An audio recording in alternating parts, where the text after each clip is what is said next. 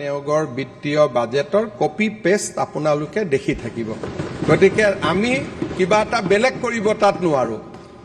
দ্বিতীয়তে অধ্যক্ষ মহোদয় ইয়াত কোৱা হৈছে যে বাজেটত অসম চৰকাৰৰ একো নাই সেন্ট্ৰেল গভৰ্ণমেণ্টৰে অধ্যক্ষ মহোদয়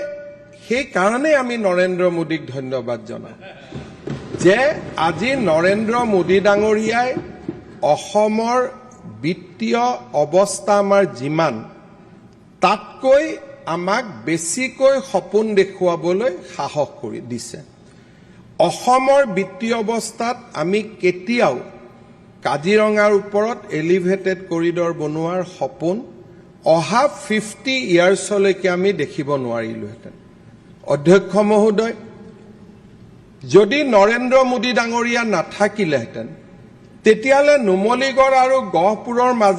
মাজৰ টানেলৰ কল্পনা আমি অহা 100 বছৰলৈ কৰিব নোৱাৰিলোহেঁতেন প্ৰধানমন্ত্ৰী ডাঙৰীয়া আৰু যদি অমিত শাহ ডাঙৰীয়া নাথাকিলেহেঁতেন আমাৰ লগত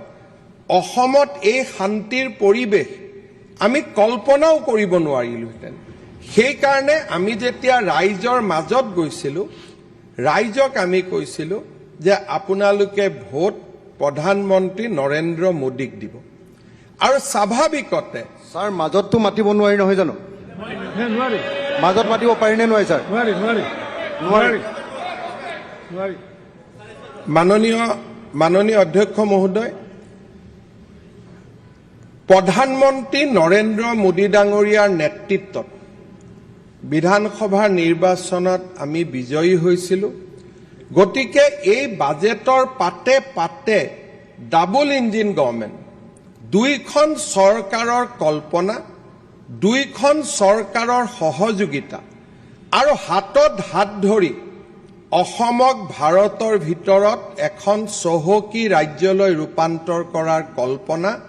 সদায় বিৰাজমান হৈ থাকিব ইয়াতে এই আঁচনি সেন্ট্ৰেল গভৰ্ণমেণ্টৰ এই আঁচনি ষ্টেট গভৰ্ণমেণ্টৰ অধ্যক্ষ মহোদয় আমি দুইখন চৰকাৰে একে সেইকাৰণে কেন্দ্ৰ আৰু ৰাজ্যৰ মাজত সংঘাত নাথাকিব কেন্দ্ৰ আৰু ৰাজ্যৰ মাজত সহযোগিতা থাকিব আৰু তাৰ বিষয়ে এই বাজেটৰ পাতে পাতে উল্লেখ কৰা হৈছে মই জয়ন্ত মল্ল বৰুৱা ডাঙৰীয়াক অভিনন্দন জনাইছো যে মুখ্যমন্ত্ৰী হিচাপে মোৰ কল্পনাৰ লগতে প্ৰধানমন্ত্ৰী নৰেন্দ্ৰ মোদী ডাঙৰীয়াৰ অসমৰ প্ৰতি থকা সদ্ভাৱক সংমিশ্ৰণ কৰি অসমক আগুৱাই লৈ যোৱাৰ কল্পনা তেখেতে বাজেটত ৰাখিছে তাৰ বাবে সদনৰ তেখেত নিশ্চিতভাৱে ধন্যবাদৰ পাত্ৰ অধ্যক্ষ মহোদয় সমগ্ৰ দিশটো নিৰ্ভৰ কৰে যে মানুহে অসমক কেনেকৈ চাব অসমৰ আমি ভাল কথা কম না আমি অসমৰ বেয়া কথা কম অধ্যক্ষ মহোদয় এইটো মানুহৰ টেষ্টৰ ওপৰত নিৰ্ভৰ কৰে ইয়াতে বহি অসমৰ কি হোৱা নাই মই 3টা দিন ক'ব পাৰো কি হোৱা নাই বহুত হোৱা নাই কিন্তু অধ্যক্ষ মহোদয় এজন গৌৰৱী অসমীয়া হিচাপে মই প্ৰিফাৰ কৰিম যে অসমৰ কি হৈছে সেই কথাখিনি কোৱাৰ বাবে ই মানুহৰ মানসিকতাৰ ওপৰত নিৰ্ভৰ কৰে হোৱা নাই হেতু কক না অধ্যক্ষ মহোদয় এক মিনিট অধ্যক্ষ মহোদয় মাননীয় মুখ্যমন্ত্ৰী এজন মানুহৰ অধ্যক্ষ মহোদয় তেখেতে কয়ে তেওঁ ৰাতি ফেচবুকতে দি দিছে যে এনেকে কৈ থাকিম বুলি গতিকে এইটো তেওঁৰ এটা পাৰ্ট অফ হেবিট অধ্যক্ষ মহোদয় কিছুমান মানুহৰ হেবিট আপুনি চিধা কৰিব নোৱাৰে তেওঁ ফেচবুকতে লিখি আছে যে মুখ্যমন্ত্ৰীয়ে 1.5 ঘণ্টা কথা ক'ব মই কিমান কম মই 102 জন মানুহৰ নেতা গতিকে মইতো টাইম পামেই এইটো গণতন্ত্ৰ গতিকে অধ্যক্ষ মহোদয় কাৰোবাৰ লগত নিজক তুলনা কৰাৰ পৰিৱৰ্তে নিজক তুলনা কৰাৰ আগতে মানুহে যোগ্যতা আহৰণ কৰি ল'ব লাগিব সেইখিনি কাৰণে মইতো কোনো বেয়া নাপাওঁ সেইকাৰণে অধ্যক্ষ মহোদয় মাজে মাজে খোৰাক দি থাকিব নহ'লে ডাল হৈ যাব গতিকে মাজে মাজে খোৰাক লৈ থাকিব তাত মোৰ কোনো আপত্তি নাই খোৰাক চলি থাকিব খালি অধ্যক্ষ মহোদয় লাইনৰ বাহিৰত গ'লে আসন আপুনি অধ্যক্ষ মহোদয় সমগ্ৰ এজন মানুহৰ দৃষ্টিভংগীত নিৰ্ভৰ কৰে যে মই অসমৰ বেয়া কথা কম নে মই অসমৰ ভাল কথা কম অধ্যক্ষ মহোদয় অসমৰ কি হোৱা নাই এজন মানুহে যদি আমেৰিকাত যায় আৰু আমেৰিকাৰ হস্পিটালবিলাকৰ যদি ফটো লৈ আহে আহি সদায় সমালোচনা কৰিব পাৰিব যে গুৱাহাটী মেডিকেল কলেজত কি নাই কাৰণ আমেৰিকাৰ জন হপকিন হস্পিটালৰ লগতো আমি নিজক তুলনা কৰিব নোৱাৰো কিন্তু অধ্যক্ষ মহোদয় আন এজন মানুহে ফটো ল'ব 10 বছৰ আগৰ গুৱাহাটী মেডিকেল কলেজৰ আৰু তেওঁ ফটো দিব আজিৰ গুৱাহাটী মেডিকেল কলেজৰ আৰু তেওঁ ক'ব যে 10 বছৰ আগতে মেডিকেলৰ এই অৱস্থা আছিলে আজি 10 বছৰ পিছত গুৱাহাটী মেডিকেলৰ এই অৱস্থা আছে অধ্যক্ষ মহোদয় বিৰোধী পক্ষৰ সদস্যসকলে কৈছে বাতৰিটোলৈ ইমানেই ধন্যবাদ अक्कर बक्कर बम्बे बो ঘৰত কোনটো টিএমটি লগাইছে माइथन स्टील আপোনাৰ ওপৰত ট্ৰাষ্ট কৰিব পাৰি ओके ষ্ট্ৰং মানে মাইথান ষ্টীল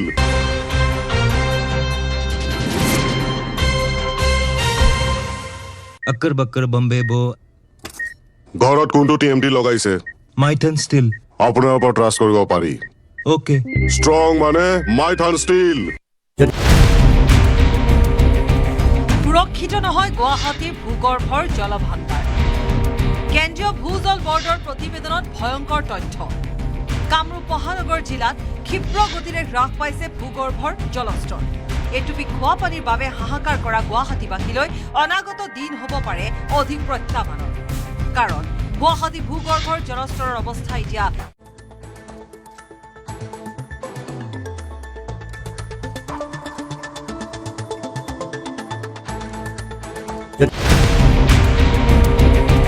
সুৰক্ষিত নহয় গুৱাহাটীৰ ভূগৰ্ভৰ জলভাণ্ডাৰ কেন্দ্ৰীয় ভূজল বৰ্ডৰ প্ৰতিবেদনত ভয়ংকৰ তথ্য কামৰূপ মহানগৰ জিলাত ক্ষিপ্ৰ গতিৰে হ্ৰাস পাইছে ভূগৰ্ভৰ জলস্তৰ এটুপি খোৱা পানীৰ বাবে হাহাকাৰ কৰা গুৱাহাটীবাসীলৈ অনাগত দিন হ'ব পাৰে অধিক প্ৰত্যাহ্বানৰ কাৰণ গুৱাহাটী ভূগৰ্ভৰ জলস্তৰৰ অৱস্থা এতিয়া ছেমি ক্ৰিটিকেল গুৱাহাটী ভূগৰ্ভৰ জলস্তৰ ছেমি ক্ৰিটিকেল বুলি প্ৰকাশ হৈছে ভূ জল বৰ্ডৰ প্ৰতিবেদনত অৰ্থাৎ গুৱাহাটী ভূগৰ্ভৰ 60-70% পানীয়ে ব্যৱহাৰ হৈছে ভূগৰ্ভৰ জলৰ এনে দ্ৰুত হ্ৰাসে গুৱাহাটীবাসী ভয়ংকৰ বিপদৰ মুখামুখি হোৱাৰ আশংকাকে সূচাইছে অসম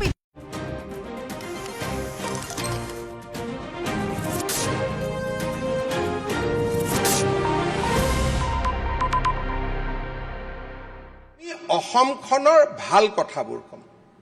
যে কিমান পৰিৱৰ্তন হ'ল অসমৰ কিমান ভাল হ'ল আজিয়ে ইয়াত যিটো বিধানসভাৰ বিল্ডিঙত আমি বহি আছো আগতে গুদামত আছিলো আজি এই বিধানসভাৰ চৌহদটোৱে এখন পৰিৱৰ্তিত অসমক প্ৰতিনিধিত্ব কৰে তেনেকে মই হাজাৰটা উদাহৰণ দেখাব পাৰিম যে অসমৰ পৰিৱৰ্তন যোৱা 10টা বছৰত আমি পোৱা পৰিৱৰ্তন আৰু যদি পৰিৱৰ্তন নাথাকিলেহেঁতেন অসমৰ মানুহে এনেকৈ 102জন বিধায়কক জিকাই ইয়াত কেতিয়াও পঠাই নিদিলেহেঁতেন মই অসমবাসী ৰাইজক আকৌ এবাৰ কৃতজ্ঞতা জনাইছো আৰু অসমবাসী ৰাইজক আমি আশ্বাস দিছো যে অহা 5টা বছৰ আমি দিনে নিশাই পৰিশ্ৰম কৰিম শ্ৰম কৰিম আৰু অসমখনৰ উন্নয়নৰ বাবে আমি নিজকে আকৌ এবাৰ উৎসৰ্গিত কৰিম অধ্যক্ষ মহোদয় মই দুটা উদাহৰণৰ সৈতে আগবাঢ়ি পৰৱৰ্তী সময়লৈকে মই বাজেটৰ ওপৰত কম অধ্যক্ষ মহোদয় এইবাৰ যেতিয়া মন্ত্ৰীসভাত কৃষি আৰু জলসিঞ্চন দুইটা বিভাগ একেলগ কৰা হ'ল আৰু ৰাতিপুৱা মই মন্ত্ৰীসভা পোৰ্টফলিঅ' দিয়াৰ আগতে পীযুষ হাজৰিকা ডাঙৰীয়াক ফোন কৰিছিলোঁ যে পীযুষ আগৰ ডিপাৰ্টমেণ্টত থাকিব বিচাৰে নে কৃষি জলসিঞ্চন দুইটা একেলগ কৰি ল'ব বিচাৰে এটা ছেকেণ্ড নষ্ট নকৰাইকো পীযুষ হাজৰিকাই মোক কৈছিল যে কৃষি আৰু জলসিঞ্চনটো পালে একেলগে পালে মই ভাল পাম অধ্যক্ষ মহোদয় সদনৰ ভিতৰত আমি জলসিঞ্চনৰ কথা কৈছো সদনৰ ভিতৰত আমি কৃষিৰ কথা কৈছো বাহিৰত আমি কি কৈছো যে পীযুষ হাজৰিকাৰ পাখি কাটি দিলে তাৰমানে কৃষি আৰু জলসিঞ্চন মন্ত্ৰীৰ দৰে ডাঙৰ দপ্তৰ দুটাক যেতিয়া পাখি কাটাৰ লগত তুলনা কৰে, তাৰ মানে অধ্যক্ষ মহোদয় সেই ব্যক্তিজনে কৃষি আৰু জলসিঞ্চনৰ কিমান উন্নতি বিচাৰে, তেওঁৰ নিকৃষ্ট মানসিকতাই তাক প্ৰতিনিধিত্ব কৰে। ইয়াতকৈ কোনোবাই যদি কৃষি আৰু জলসিঞ্চন মন্ত্ৰী, মোৰ আজিও মনত আছে চন্দ্ৰমোহন পাটোৱাৰী ডাঙৰীয়াই কয় যে মোৰ এগ্ৰিকালচাৰ মিনিষ্টাৰ পোৱাটোৱে মোৰ জীৱনৰ আটাইতকৈ ডাঙৰ সৌভাগ্য আছিলে। কি কৰিব পাৰি নোৱাৰি অসমৰ সীমিত সম্পদৰ মাজত বেলেগ কথা। কৃষি আৰু জলসিঞ্চন বিভাগক যেতিয়া কোনোবাই পাখি কাটাৰ লগত তুলনা কৰে, তেতিয়া তেনেকুৱা নিকৃষ্ট মানসিকতাৰ লগত আমি কম্পিটিশ্যন কৰিব নোৱাৰো। তাত কাৰণ আমাৰ নিজৰ নিজৰ ৰিজাৰ্ভেশ্যন আছে, আমাৰ ৰেষ্ট্ৰিকশ্যন আছে, আমি কেনেকৈ তাৰ লগত কম্পিটিশ্যন কৰিম? অধ্যক্ষ মহোদয়, অসমৰ মাল্টি ডাইমেনশ্যনেল পভাৰ্টি, দৰিদ্ৰতা 2015 চনত যেতিয়া নীতি আয়োগে বা তেতিয়াৰ প্লেনিং কমিশ্যনে প্ৰথম ডেটা দিছিলে, অসমৰ দৰিদ্ৰতা মাল্টি ডাইমেনশ্যনেল পভাৰ্টি কৈছিলে 32.67%। তাৰমানে আমি যদি 100 জন ব্যক্তি আছো, তাৰ 33 জন ব্যক্তি দৰিদ্ৰতাৰ সীমাৰেখাৰ তলত বাস কৰে। অধ্যক্ষ মহোদয়, আজি অসমৰ মাল্টি ডাইমেনশ্যনেল পভাৰ্টি হৈছে 14.47। অধ্যক্ষ মহোদয়, 20% লোকক, 20% পৰিয়ালক দৰিদ্ৰতাৰ কৰাল গ্ৰাসৰ পৰা মুক্ত কৰাৰ কৃতিত্ব এইখন চৰকাৰে নিশ্চিতভাৱে ল'ব পাৰে। অধ্যক্ষ মহোদয়, when you attack poverty, আপুনি যেতিয়া পভাৰ্টিক আক্ৰমণ কৰিব, তাৰ ৱৰ্ল্ড ৱাইজ ৰিকগনাইজ ফৰ্মুলা হৈছে ডিৰেক্ট কেছ বেনিফিট ট্ৰান্সফাৰ। কাৰণ অধ্যক্ষ মহোদয়, ইউ ডোণ্ট হেভ টাইম। আপুনি ক'ব পাৰে কৃষি কৰক, জলসিঞ্চন কৰক, ক্ষুদ্ৰ উদ্যোগ কৰক, মধ্যমীয়া উদ্যোগ কৰক। অধ্যক্ষ মহোদয়, over A period of 50 years এনেকুৱা ইনফ্ৰাষ্ট্ৰাকচাৰ হ'ব পাৰে। অসমত আজি আমি কিমান জলসিঞ্চন কৰিম? মেক্স টু মেক্স আমি কিমান টকাৰ বাজেট দিব পাৰিম? অধ্যক্ষ মহোদয়, আজি এজন সদস্যই কৈছে প্ৰতিখন গাঁৱতে জলসিঞ্চন কৰক। ধুনীয়াকৈ কৰিব পাৰি। 5 বছৰত ৰাস্তা নবনাও, 5 বছৰ স্কুল নবনাও, 5 বছৰত নিযুক্তি নিদিওঁ, আন একো কাম নকৰোঁ, অকল ইৰিগেশ্যন কৰিম। That is one approach. আনটো এপ্ৰ'চ হৈছে যে আমি জলসিঞ্চনত বেছি টকা আবণ্টন কৰিম, ইউ গিভ প্ৰায়ৰিটি। যদি মই প্ৰায়ৰিটিও দিওঁ, 1.5 লাখ টকাৰ বাজেটখনত আমি কিমান প্ৰায়ৰিটি দিব পাৰোঁ? তাৰমানে জলসিঞ্চন, কৃষি, ক্ষুদ্ৰ উদ্যোগ, মজলীয়া উদ্যোগ, এই ধৰণৰ ব্যৱস্থাৰে যদি দৰিদ্ৰতাক আক্ৰমণ কৰিবলৈ যাওঁ, it will tech 20 years। 70 years স্বাধীনতাৰ পিছত আমি 70 বছৰ অপেক্ষা কৰিলোঁ যে অসমত দৰিদ্ৰতাৰ সীমাৰেখা কেতিয়া ছিংগল ডিজিটলৈ আহিব। কংগ্ৰেছ ফেইল। কিয়? কাৰণ কংগ্ৰেছৰ দিনত বেংক একাউণ্ট নাছিল, কংগ্ৰেছৰ দিনত আধাৰ নাছিলে। ইচ্ছা থাকিলেও ৰাজীৱ গান্ধী ডাঙৰীয়াই কৈছিলে যে মই 100 টকা পঠালে 10 টকাহে হিতাধিকাৰীজনে পায়, 90 টকা ৰাস্তাত নোহোৱা হয়। এইটো মোৰ বক্তব্য নহয়, ৰাজীৱ গান্ধী ডাঙৰীয়াই এই কথা উল্লেখ কৰিছিল। অধ্যক্ষ মহোদয়, 2015-16 পৰা 2026 ভিতৰত যোৱা 10 বছৰত অসমত যদি মাল্টি ডাইমেনশ্যনেল পভাৰ্টি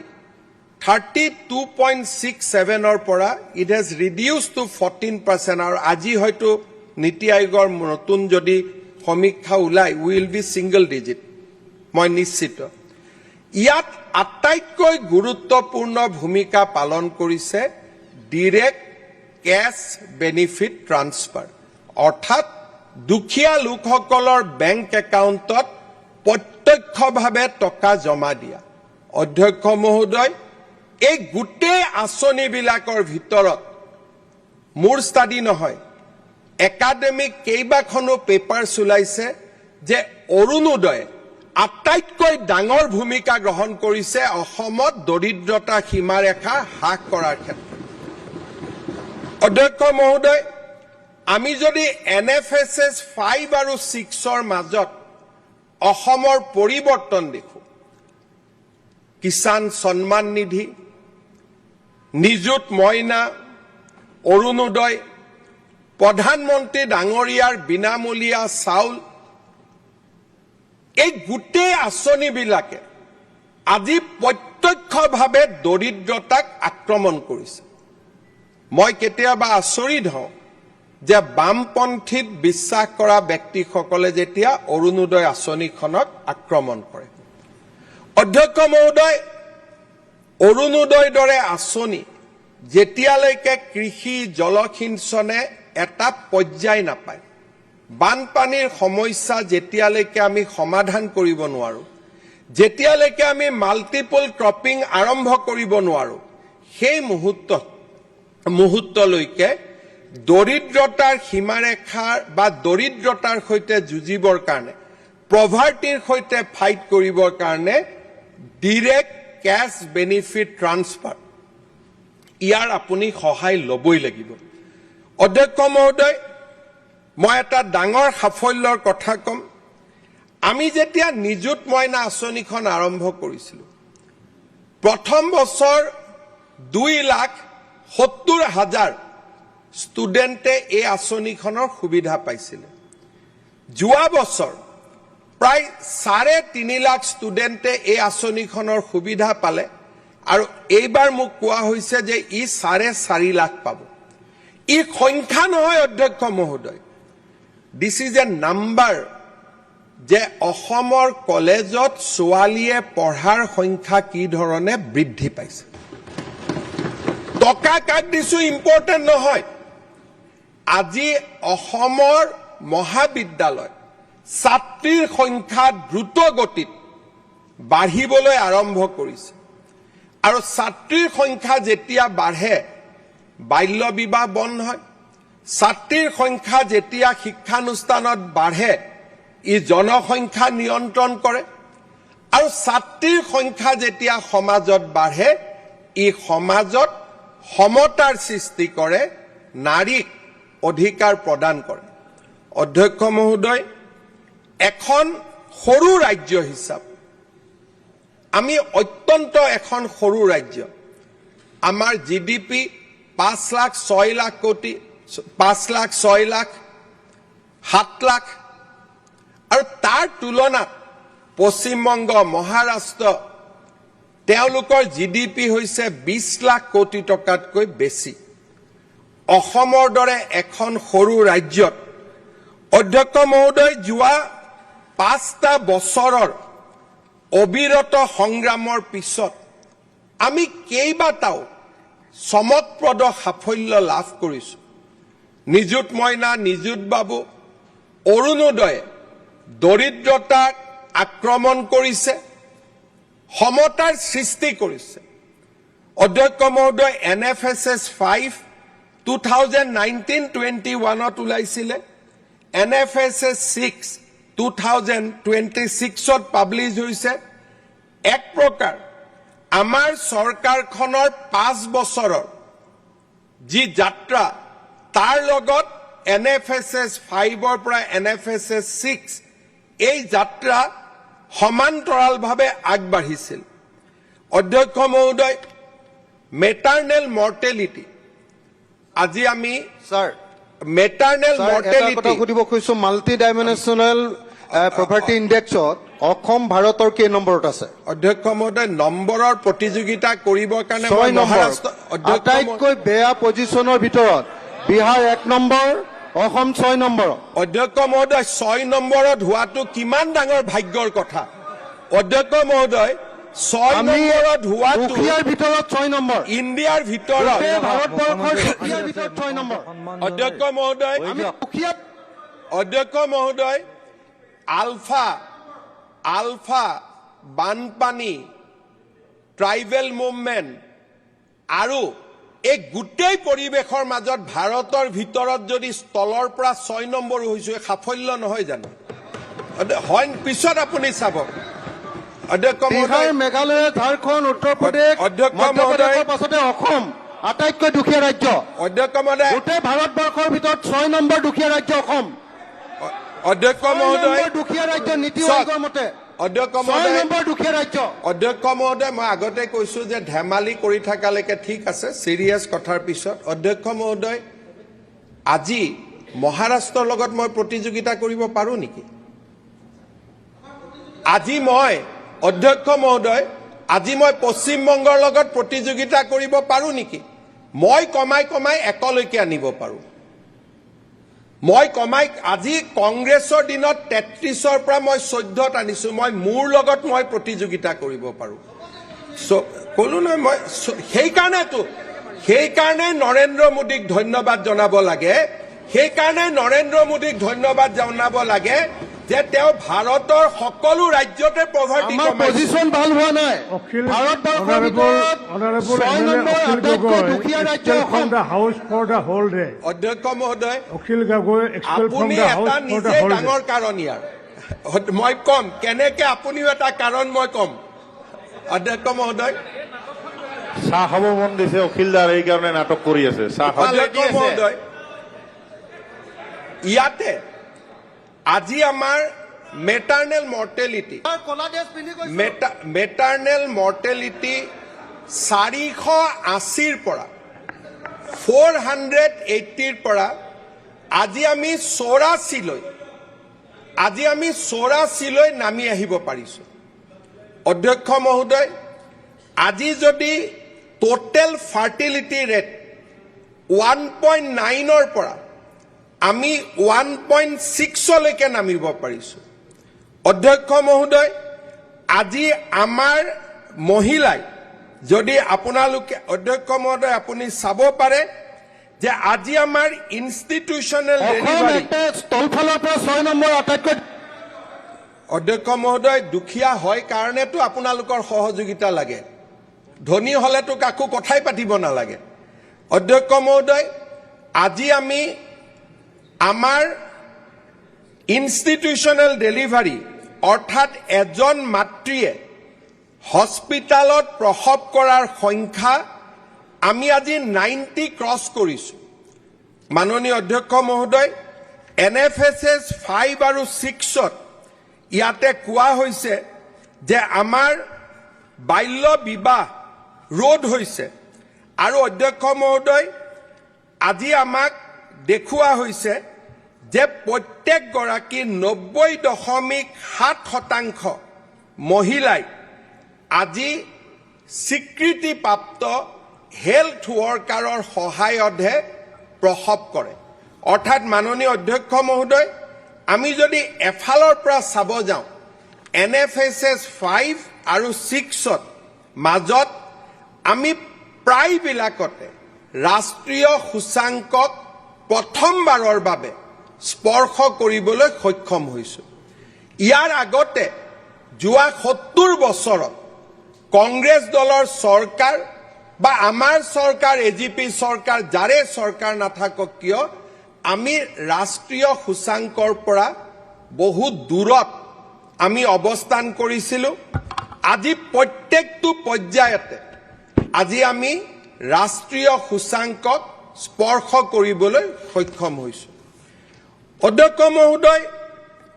যোৱা 5 বছৰত যি এক সফলতা আছিল সেই সফলতাক বেজ হিচাপে লৈ সেই সফলতাক ভিত্তি হিচাপে লৈ আমি 2026 চনৰ পৰা 2031 চনলৈ আন এটা সোণখেৰীয়া যাত্ৰা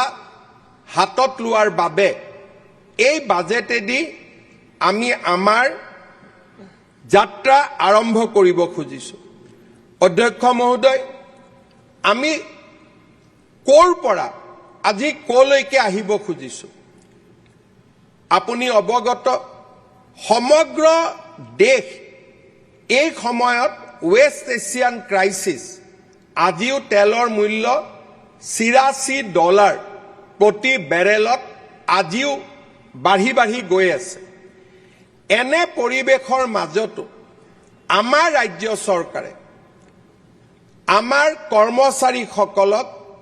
আমি 60% ডিয়াৰলেছ এলাউন্স দিছো এটা তুলনা হ'ব যে অসম কেই নম্বৰত আছে অধ্যক্ষ মহোদয় ভাৰতৰ মাত্ৰ 3খন ৰাজ্যই এই ক্ৰাইচিছৰ মাজতো কৰ্মচাৰীক ডিয়াৰনেছ এলাউন্স 60% দিছে হি হৈছে হাৰিয়ানা উৰিষ্যা আৰু অসম অধ্যক্ষ মহোদয় হয়তো আৰু দুখন এখন ৰাজ্যও দিব পাৰে মোৰ ডেটাৰ কৈও কিন্তু মেজৰিটি অফ ষ্টেট আজি কোনেও সাহস কৰা নাই তাৰ মাজত আজি আমি চৰকাৰী কৰ্মচাৰীক আপ টু ডেট 60% আজি আমি দিয়ে দিবলৈ সক্ষম হৈছো এনেকুৱা এটা অৱস্থা হৈছে অধ্যক্ষ মহোদয় যদি 2 মাহ 3 মাহ দিয়েটো দেৰি হৈছে আমাৰ কৰ্মচাৰী পৰিষদে তাতো আহি আপত্তি কৰে কিন্তু অধ্যক্ষ মহোদয় মই বুজি পাওঁ যে যিটো সময়ত পশ্চিম বংগৰ দৰে যিটো সময়ত ডাঙৰ ডাঙৰ ৰাজ্যবিলাকে আমাক দিয়ে দিব পৰা নাই সেই সময়ত ৰাজ্য চৰকাৰে আমাৰ চৰকাৰী কৰ্মচাৰীসকলকো ন্যায় প্ৰদান কৰাৰ ক্ষেত্ৰত আমি কেতিয়াও পিছ হুকি অহা নাই অধ্যক্ষ মহোদয় আজি আমাৰ মাজত সমস্যা কি অসমত বহু দিনৰ পৰা এটা বাওঁপন্থী চিন্তাধাৰা বিৰাজমান হৈ আছে তেখেতসকলে ৰাজ্যখনক বাঢ়িব নিদিয়ে আৰু এটা ফিউডিয়েল ষ্টেটত তেওঁলোকে মানুহক ৰাখিব বিচাৰে যাতে মানুহে ৰাস্তালৈকে ওলাই আহে মানুহে আন্দোলনত লিপ্ত হয় তেওঁলোকে এনাৰ্কি ক্ৰিয়েট কৰিব খোজে অধ্যক্ষ মহোদয় আজি যোৱা কেইটামান দিনত আপুনি যদি দেখা পায় যে চৰকাৰে য'তেই এটা আঁচনি লৈছে তাতেই বাওঁপন্থী লোকসকলে বিৰোধিতা কৰাৰ চেষ্টা কৰিছে অধ্যক্ষ মহোদয় সদনত আহি কম আমাক হস্পিটাল লাগে সদনত আহি কম আমাক ৰাস্তা লাগে সদনত আহি কম আমাক জলসিঞ্চন লাগে সদনত আহি কম আমাক কৃষি লাগে কিন্তু অসমৰ বিকাশৰ বাবে আমি য'তেই আঁচনি লৈছো তাতেই গৈ আমি বিৰোধিতা কৰিম অধ্যক্ষ মহোদয় অসমৰ বৰ্ধিত চাহিদাৰ প্ৰতি লক্ষ্য ৰাখি আমি অসমে বিকাশৰ ৰাস্তাত যাবই লাগিব আজি যদি আমি প্ৰতিযোগিতাত লিপ্ত নহওঁ অসম 6 আৰু 4 এক নম্বৰত তলৰ পৰা থাকিব আৰু যদি আমি প্ৰতিযোগিতাত লিপ্ত হওঁ অসমত যদি আমি উন্নয়নৰ প্ৰতিযোগিতাত লিপ্ত হওঁ টাফ জব কিন্তু আমি লাহে লাহে আমাৰ ৰাজ্যখনক আগুৱাই লৈ যাব পাৰিম this is a era of competitive federalism Bharat চৰকাৰে কাক সহায় কৰিব যিখন ৰাজ্যই ৰিফৰ্মৰ কথা ক'ব যিখন ৰাজ্যই দেশক আগুৱাই লৈ যোৱাৰ কথা ক'ব যিখন ৰাজ্যই ক'ব যে মই ইলেক্ট্ৰিচিটি সাৰপ্লাস হ'ম যিখন ৰাজ্যই ক'ব মই 100% লিটাৰেসি আনিম যিখন ৰাজ্যই ক'ব যে মই উদ্যোগীকৰণ কৰিম যিখন ৰাজ্যই ক'ব মই ৰপ্তানি কৰিম যিখন ৰাজ্যই ভাৰতৰ বিকাশত সহযোগিতা বিচাৰিব খুজিব সেইখন ৰাজ্যক ভাৰত চৰকাৰে সহায় কৰিব আৰু যিখন ৰাজ্যই ভাৰতবৰ্ষখনক আগুৱাই যাব নিদিব নিশ্চিতভাৱে সেইখন ৰাজ্যক কোনো চৰকাৰে কেতিয়াও সহায় নকৰে আৰু যেতিয়া সহায় নকৰিব আপুনি সদায় সকলো ফালৰ পৰা পিছ পৰি থাকিব লাগিব অধ্যক্ষ মহোদয় আমাৰ পূৰ্বাঞ্চল আৰু উত্তৰ পূৰ্বাঞ্চলত কেইবাটাও নতুন পলিটিক্যাল এণ্ড ইকনমিক ডেভেলপমেণ্ট হৈছে ইমান দিনে উত্তৰ পূৰ্বৰ ভিতৰত অসম আটাইতকৈ উন্নত প্ৰদেশ আছিল আমাৰ যিখিনি সম্পদ আছিলে তাক আমি ব্যৱহাৰ কৰিছিলোঁ আৰু অসমে স্বাভাৱিকভাৱে উত্তৰ পূৰ্বৰ আটাইতকৈ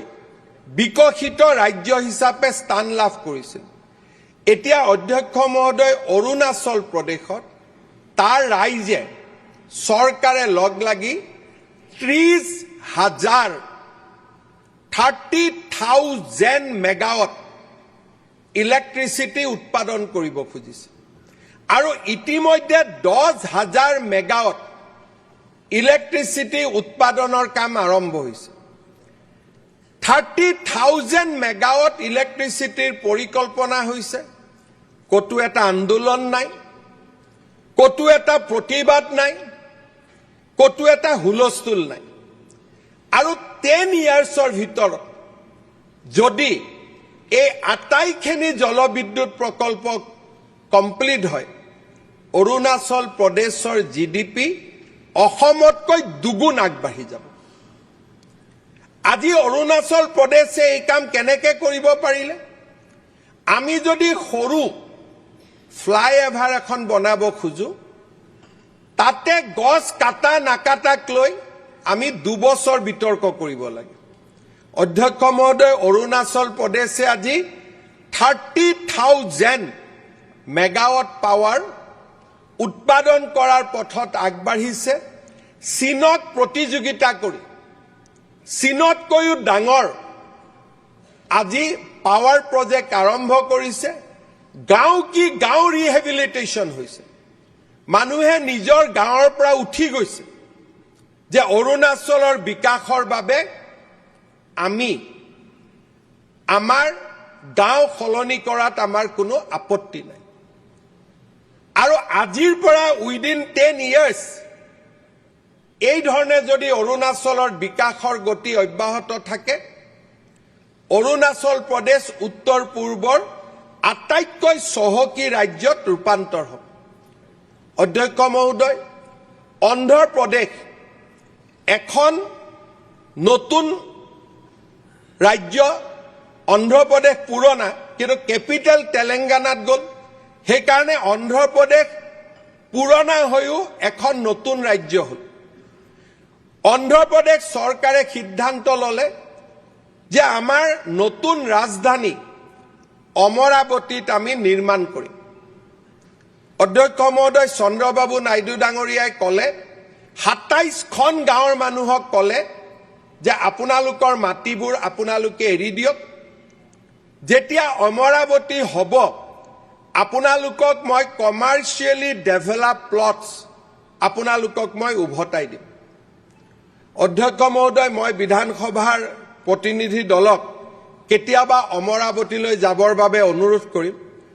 অমৰাৱতীখনৰ ডেভেলপমেণ্টৰ কাৰণে নিজৰ ৰাজ্যৰ এখন ৰাজধানী হওক তাৰ ডেভেলপমেণ্টৰ কাৰণে কৃষকে 30,000 একৰ মাটি অৰুণাচল চৰকাৰক হাঁহি হাঁহি গতাই দিলে অন্ধ্ৰ প্ৰদেশ অমৰাৱতী আজি নিৰ্মাণ হৈছে আৰু চন্দ্ৰবাবু নাইডু ডাঙৰীয়াই কৈছে যে যেতিয়া ইয়াত ৰাজধানী হ'ব ৰাজধানীৰ মাজত প্ৰতি একৰ লেণ্ডৰ বিপৰীতে ইমানখিনি ডেভেলপ মাটি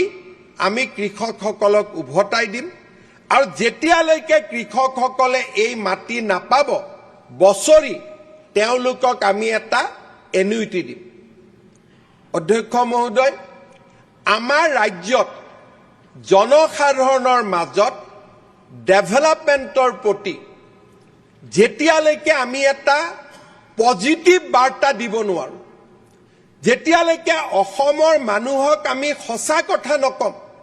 যে এই ৰাজ্যখনত যদি আমি উদ্যোগ আনিব নোৱাৰো এই ৰাজ্যখনত যদি আমি বিদ্যুৎ উৎপাদন কৰিব নোৱাৰো এই ৰাজ্যখনত যদি আমি সেমিকন্ডাক্টৰ ৰিভলিউচন আনিব নোৱাৰো এই ৰাজ্যখনত যদি আমি আৰ্টিফিচিয়েল ইন্টেলিজেন্সৰ কাম কৰিব নোৱাৰো ইয়াত যদি ওয়াৰ্ল্ড ক্লাস ইউনিভাৰ্সিটি আমি পাতিব নোৱাৰো we do not have any future ভাৰতবৰ্ষৰ প্ৰতিযোগিতাৰ কম্পিটিটিভ ফেডাৰেলিজমত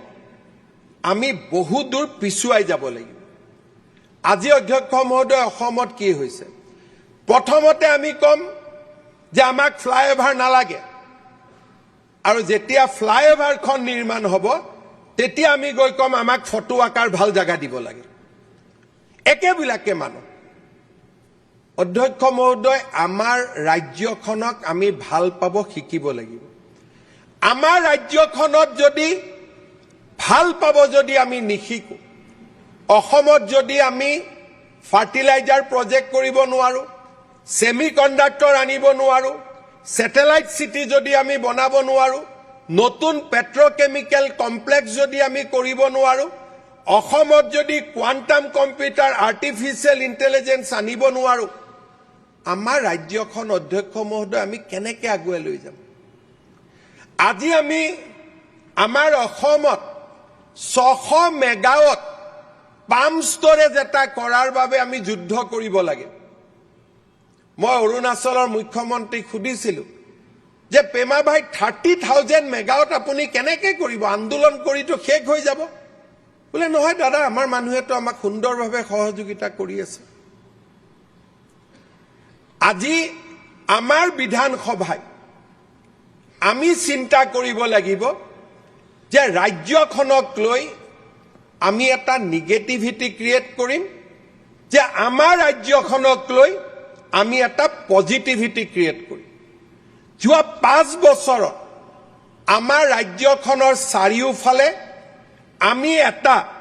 ইতিবাচক পৰিৱেশ সৃষ্টি কৰাৰ বাবে আমি কাম কৰিছো আজি অধ্যক্ষ মহোদয় আমাৰ চৰকাৰক কেতিয়াবা অভিযুক্ত কৰা হয় যে ৰাজহুৱা শিক্ষা ব্যৱস্থা আপোনালোকে শক্তিশালী কৰা নাই অধ্যক্ষ মহোদয় অসমৰ দৰে এখন দুখীয়া ৰাজ্যত যোৱা 5 বছৰত আমি 81,000 নিযুক্তি দিছো শিক্ষা বিভাগত অধ্যক্ষ মহোদয় তাতকৈ কৰাৰ বাবে আমাৰ সামৰ্থ্য ক'ত পেট্ৰলৰ ওপৰত আমি এটকা বেছি ল'ব নোৱাৰো আমি কোনো সামগ্ৰীৰ ওপৰত যোৱা 10টা বছৰত এটা টকাৰ অতিৰিক্ত আমি টকা ল'ব নোৱাৰো বিৰোধী পক্ষই কৈছে আপোনালোকৰ বাজেটখন বঢ়া কিয় নাই ডেফিনেটলি অধ্যক্ষ মহোদয় বাজেট বাঢ়িব কিন্তু বাজেট বাঢ়িবৰ কাৰণে আমাক গ্ৰোথ লাগিব গ্ৰোথ কেতিয়া আহিব যেতিয়া আমি ৰাজ্যখনত উদ্যোগীকৰণ আনিব পাৰিম আমাৰ ৰাজ্যত কৃষিত পৰিৱৰ্তন আনিব পাৰিম বানপানীক আমি ৰুদ্ধ কৰিব পাৰিম আৰু আমাৰ ৰাজ্যত শিক্ষাক আমি আধুনিকৰণ কৰিব পাৰিম আজি অধ্যক্ষ মহোদয় এই বাজেটখনে অসমলৈ এটা পজিটিভিটি এটা ইতিবাচক বাৰ্তা পঠিয়াবলৈ চেষ্টা কৰিছে অসমৰ দৰে ৰাজ্য এখনে আমাৰ বাজেটত আমি প্ৰথমবাৰলৈ উল্লেখ কৰিছো ইলেকশ্যনৰ পিছত যেতিয়া ৰাইজক প্ৰতিশ্ৰুতি দিয়া হয় সেই প্ৰতিশ্ৰুতিবিলাক চৰকাৰে মনত নেপেলায় বিৰোধী পক্ষই মনত পেলাই দিয়ে যে আপুনি ইলেকশ্যনত এনেকৈ কৈছিলে অধ্যক্ষ মহোদয় মই এটা পৰম্পৰা আৰম্ভ কৰিছিলো পাৰো বা নোৱাৰো আমাৰ প্ৰতিশ্ৰুতিবিলাক আমি দিনত সদায় মনত পেলাই থাকিম অধ্যক্ষ মহোদয় মই ইয়াত আলোচনাত কাকুৱে দেখা নাই যে আজি মুখ্যমন্ত্ৰী বিত্তমন্ত্ৰীক আমি ধন্যবাদ জনাম কেনেকৈ দিব 2 লাখ চাকৰি আপোনালোকে দিম বুলি ক'লে দিব পাৰিব জানো তাৰ মাজতো যে আপোনালোকে 2 লাখ যুৱকক নিযুক্তি দিম বুলি কৈছে আমি আপোনালোকক অন্ততঃ ধন্যবাদ জনাইছো ক'ৰ পৰা দিব অসমত কিমান চাকৰি হ'ব পাৰে যদি ইমান সহজে চাকৰি দিব পাৰিলেহেঁতেন নিশ্চিতভাৱে তৰুণ গগৈ দিলেহেঁতেন নিশ্চিতভাৱে প্ৰফুল্ল মহন্তই দিলেহেঁতেন নিশ্চিতভাৱে হিতেশ্বৰ শইকীয়াই দিলেহেঁতেন আজি অসমৰ দৰে এখন দুখীয়া ৰাজ্যই পণ কৰিছে যে যোৱা 5 বছৰত আমি 2 লাখ চৰকাৰী চাকৰি দিবৰ বাবে চেষ্টা কৰিম হ'ব লাগিছিল কি আমি 2 লাখ চাকৰিৰ বিষয়টোৰ পৰা আঁতৰি যাব লাগিছিল বিৰোধী পক্ষই আমাক মনত পেলাব লাগিছিল যে আপোনালোকে 2 লাখ চাকৰি দিম বুলি কৈছিল আপোনালোকেতো বাজেটত একোৱেই নকলে কিন্তু আজি তাৰ উলুটা হৈছে যে আমি কৈছো যে আমি 2 লাখ চাকৰি দিম অধ্যক্ষ মহোদয় যোৱা 2টা মাহ চৰকাৰী আঁচনিবিলাক বাজেট নাছিল কাৰণে বন্ধ হৈ আছে বিৰোধী পক্ষই আমাক ক'ব লাগিছিল যে আপোনালোকে অৰুণোদয় পাই ভোটত জিকি আহিলে অৰুণোদয় কেতিয়াৰ পৰা দিব বিৰোধী পক্ষই আমাক ক'ব লাগিছিল যে চেনি দাইল কেতিয়া দিব আপোনালোকে বিৰোধী পক্ষই ক'ব লাগিছিল যে নিযুত মইনা নিযুত বাবু আপোনালোকে কেতিয়া দিব আমি বিৰোধী পক্ষক ক'বলৈ সুযোগ দিয়া নাই অধ্যক্ষ মহোদয় আমি কৈছো যে আমি আগষ্ট মাহৰ পৰা সকলো আঁচনি আৰম্ভ কৰিম অধ্যক্ষ মহোদয় দিস ইজ কল একাউণ্টেবিলিটি যে মানুহে আমাক প্ৰশ্ন কৰাৰ আগতে আমি মানুহক কৈছো যে আপোনালোকৰ আমি দিয়া প্ৰতিশ্ৰুতি আমাৰ মনত আছে লংকালৈ গলে ৰাৱণ হয় কিন্তু আমি কৈছো নহয় লংকালৈ গৈও আমি ৰাম হৈ উভতি আহিম লংকালৈ ৰামো গৈছিল কিন্তু ৰাম অযোধ্যালৈ ৰাম হৈ উভতি আহিছিল আৰু আমিও প্ৰচেষ্টা কৰিছো যে চৰকাৰত মাজত থাকি শাসনত আহি প্ৰতিশ্ৰুতি পাহৰি নহয় আমি এই পবিত্ৰ সদনৰ আগত আমি দিয়া প্ৰতিশ্ৰুতিবোৰ মনত পেলাব খুজিছো অধ্যক্ষ মহোদয় মই বিৰোধী পক্ষৰ আৰু আমাৰ সকলোৰে মই বক্তব্য শুনিছো অধ্যক্ষ মহোদয় অকণমান হলেও প্ৰধানমন্ত্ৰী মোদী ডাঙৰীয়াক আমি ধন্যবাদ নজনাম জানো কাজিৰঙাৰ ওপৰত এলিভেটেড কৰিডৰ নুমলীগড়ৰ মাজত টানেল মিছন চাৰিআলিৰ পৰা বাইহাটা চাৰিআলিলৈ 4-ৱে আজি আমাৰ বাজেটত আমি উল্লেখ কৰিছো যে এয়াৰৱেজ হাইৱেজ আৰু ৰেলৱেজ এই তিনিওটা ক্ষেত্ৰকে মিলি আমি অহা 5 বছৰত প্ৰায় 2 লাখ কোটি টকা খৰচ কৰিব খুজিছো অধ্যক্ষ মহোদয় এতিয়া প্ৰশ্ন আহিব লাগিছিল যে 2 লাখ কোটি খৰচ কৰিব পৰা সক্ষমতা আপোনালোকৰ আছে নে নাই অধ্যক্ষ মহোদয় যিখন ৰাজ্যত আমি এটা টকাও অতিৰিক্ত কৰ ল'ব নোৱাৰো সেইখন ৰাজ্যত আজি আমি কল্পনা কৰিছো সাহস কৰিছো যে ভাৰত চৰকাৰক খুজিয়ে হওক বা আন কাৰোবাৰ ওচৰত হাত পাতিয়ে হওক আমি 2 লাখ কোটি টকা ইয়াত কেপিটেল ইনভেষ্টমেন্ট কৰিম অধ্যক্ষ মহোদয় আমি একাউণ্টেবিলিটি যিমানখিনি আমি উদাহৰণ দেখুৱাব পাৰো আমি তাকে আমি উদাহৰণ দেখুৱাইছো অধ্যক্ষ মহোদয় এইখন হাউচতে মাননীয় সদস্য অখিল গগৈয়ে কৈছিল যে আপোনালোকে স্মল হাইড্ৰো প্ৰজেক্ট নকৰে কিয় অধ্যক্ষ মহোদয় এই বাজেটত আমি উল্লেখ কৰিলো যে আমি কাৰ্বি লাংপি কৰি মিডিল 1 মিডিল 2 ধনচিৰি লুংলি দিয়াজদিহিম বৰডিকৰাই আমৰিং জেনাম কাৰাং দেচাং আমফাই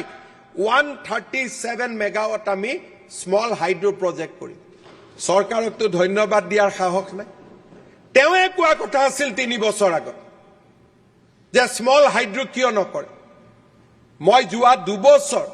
ডিপাৰ্টমেণ্টৰ মানুহক কলো কবাত যদি 1 মেগাৱাটৰো সুবিধা আছে মোক লিষ্টখন দিয়ক আজি আমি খুচি লাষ্টলৈকে 4 মেগাৱাট 3 মেগাৱাটটো য'ত আছে তাৰো আজি আমি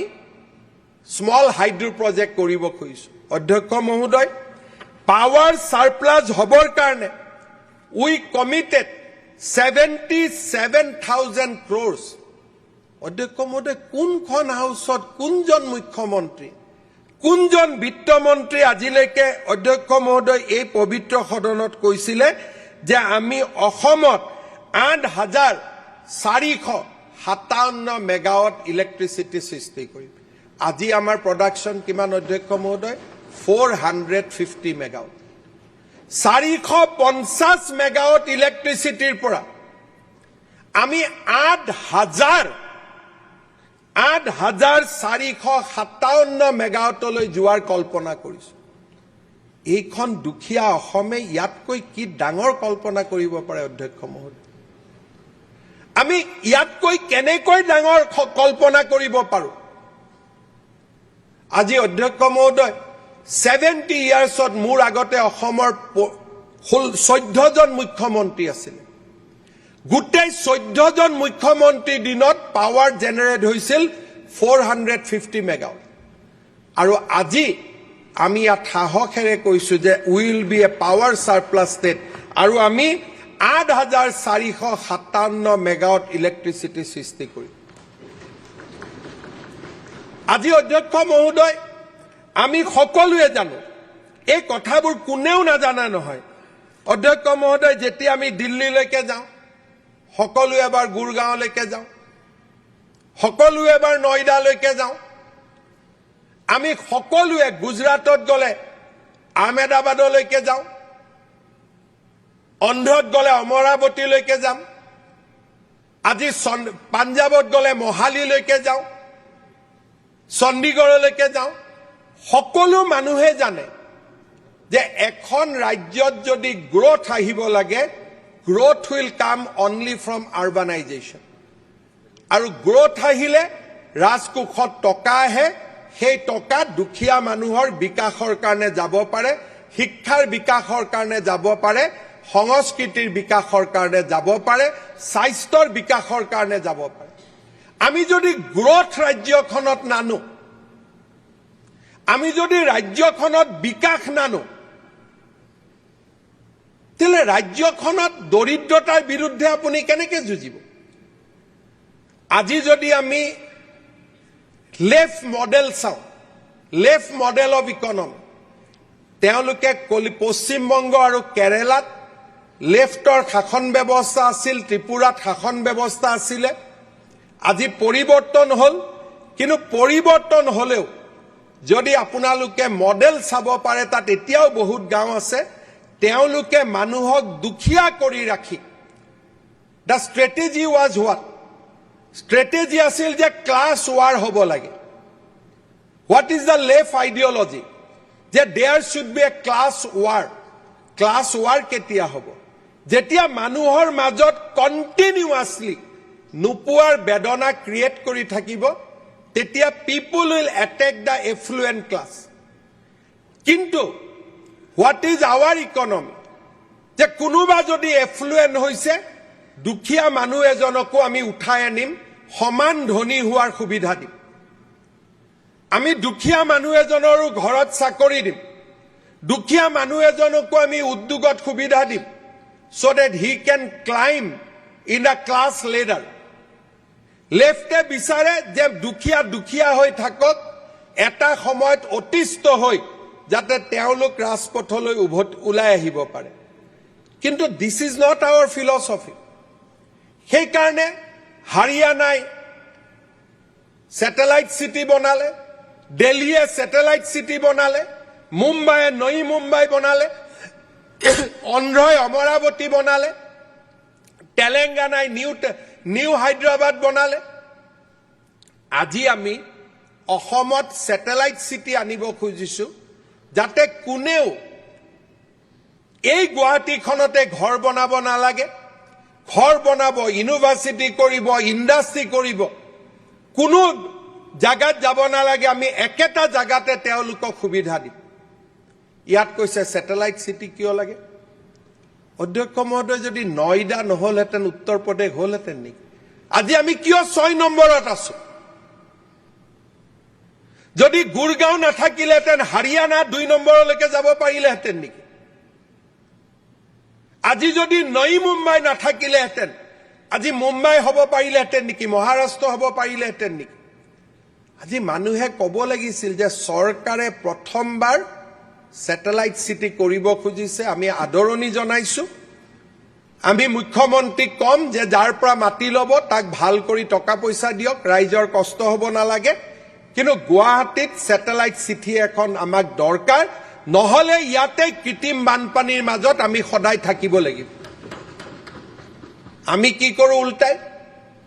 যে কেনেকৈ স্যাটেলাইট সিটিখন নহওক যাতে চৰকাৰৰ হাতত টকা নাহে চৰকাৰৰ হাতত পুঁজি নাহে চৰকাৰৰ ওচৰত সকলোৱে দাবী লৈ আহিব যে মোক ৰাস্তা দিয়ক মোক বিটিচিত টকা দিয়ক মোক কাৰ্বি আলঙত দিয়ক মোক ডিমা হাছাওত দিয়ক চৰকাৰে টকা দিব নোৱাৰিব আৰু এটা নতুন আন্দোলন অসমখনক আকৌ এবাৰ অস্থিৰতাৰ ফালে লৈ যাব অধ্যক্ষ মহোদয় মানুহৰ সীমা বাঢ়িছে মই যেতিয়া বিত্তমন্ত্ৰী আছিলোঁ বিটিচি হৈছিলে আমি 300 কোটি টকা দিছিলোঁ আজি তেওঁলোকৰ প্ৰয়োজন আছে বছৰত অতি কমেও 2000 কোটি টকা তেওঁলোকক লাগে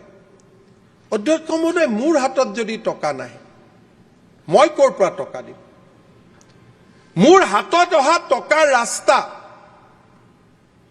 কোনোবাইতো খুলি দিব লাগিব যদি আজি স্যাটেলাইট সিটি আমি কৰিব নোৱাৰো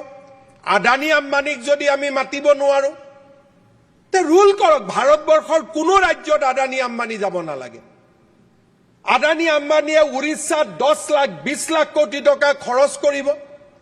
তাৰ হাজাৰ হাজাৰ লৰাই উদ্যোগত চাকৰি পাব আৰু অসমৰ লৰাবিলাকে তাত চাকৰি কৰিব যাব আৰু মই শ্ৰদ্ধাঞ্জলি আঁচনিৰে তেওঁলোকৰ মৃতদেহ অসমলৈকে উভতাই আনি থাকিম ইয়া কি মুখ্যমন্ত্ৰী হিচাপে মই সেয়া কাম কৰিবৰ কাৰণে মুখ্যমন্ত্ৰী হৈছো নেকি অসমত উদ্যোগ হ'ব নালাগে কেৰালাত উদ্যোগ হওক হায়দৰাবাদত উদ্যোগ হওক গুজৰাটত উদ্যোগ হওক অসমৰ চাহ বাগিচাৰ ল'ৰা ছোৱালীবিলাক অসমৰ যুৱ প্ৰজন্ম তাতে কাম কৰিব যাব বেমাৰত মৃত্যু হ'ব আৰু আমি বাজেটত শ্ৰদ্ধাঞ্জলি আঁচনি ঘোষণা কৰিম ডেড বডি উভতাই অনাৰ বাবে সেয়া নেকি মোৰ ভাগ্য অধ্যক্ষ মহোদয়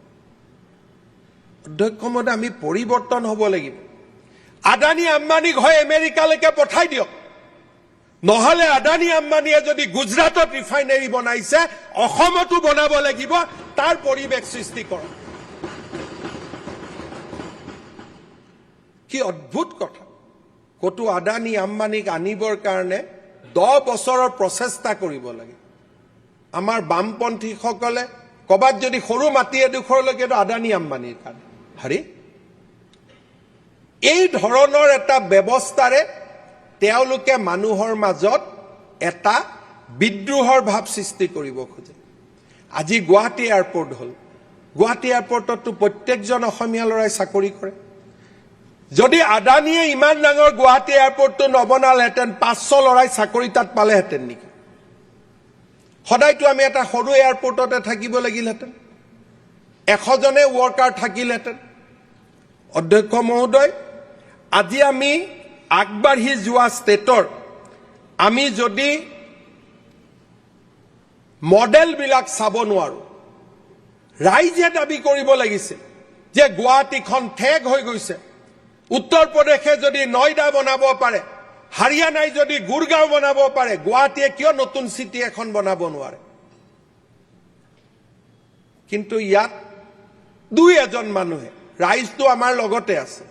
দুই এজন মানুহে এনেকুৱা এটা পৰিৱেশ সৃষ্টি কৰে যেতিয়ালৈকে আন্দোলন নহয় খুচি থাকে টিভি যাব পোৰ্টেল যাব যে আন্দোলন এটা ক্ৰিয়েট কৰিবই লাগিব এতিয়া আন্দোলন নাই মানুহে নিজে সহযোগিতা কৰিছে স্যাটেলাইট সিটি হ'ব লাগে তাৰ কাৰণে মনত কষ্টও পাইছে যে কেনেকৈ হিমন্ত বিশ্ব শৰ্মাই মেনেজ কৰি ল'লে অধ্যক্ষ মহোদয় আমি ৰাইজৰ লগত কেতিয়াও উই ডু নট ডিসক্ৰিমিনেট আজি আপোনালোকে চাব গুৱাহাটীত মানুহে কৈছে আমাৰ এৰিয়াত পানী হয় পানী সবতে হৈছিল গুজৰাটৰ মডেল কি উৰিষ্যাৰ মডেল কি পানী হোৱা অঞ্চলত তেওঁলোকে বা আৰবান য'ত প্লেনিং ভাল নাই তেওঁলোকে এলপিএ লৈ আহিব লোকেল প্লেনিং এৰিয়া ৰাজ্যক ক'ব গোটেই মাটি চৰকাৰক দি দিয়ক চৰকাৰে সেই মাটিডোখৰ ড্ৰেইনেজ ৰাস্তা স্কুল ষ্ট্ৰীট লাইট সব নিৰ্মাণ কৰি ডেভেলপ মাটি আকৌ পাব্লিকক উভতাই দিয়ে আৰু ইয়াৰ আইন আছে উৰিষ্যা গুজৰাট সকলোতে লোকেল এৰিয়া প্লেনিং তেওঁলোকে নিউ সিটি ডিক্লেয়াৰ কৰে আজি যদি আমাক চৰকাৰক গোটেই নবীন নগৰখন দি দিয়ে যেটো উৰিষ্যাত দি দিয়ে গুজৰাটত দি দিয়ে আমি তাত প্লেনিং কৰিব পাৰিম তাত ড্ৰেইনেজ কৰিব পাৰিম তাত ৰাস্তা বনাব পাৰিম আৰু ডেভেলপ মাটি ৰাইজক আমি উভতাই দিব পাৰিম দিজ আৰ দা মডেল কিন্তু আজি যদি মই এই মডেলটো কম মানুহেতো ক'ব হিমন্ত বিশ্ব শৰ্মাই তাতে নিজৰ ঘৈণীয়েকক মাটি দিব খুজিছে অমুক মাটি দিব খুজিছে হুলস্থুল লগাই দিব কিন্তু আজি উৰিষ্যাত মই সেইকাৰণে এইবাৰ হাউচক কম অধ্যক্ষ মহোদয় গুজৰাট আৰু উৰিষ্যাত আপুনি আমাৰ টিম পঠিয়াব লাগে,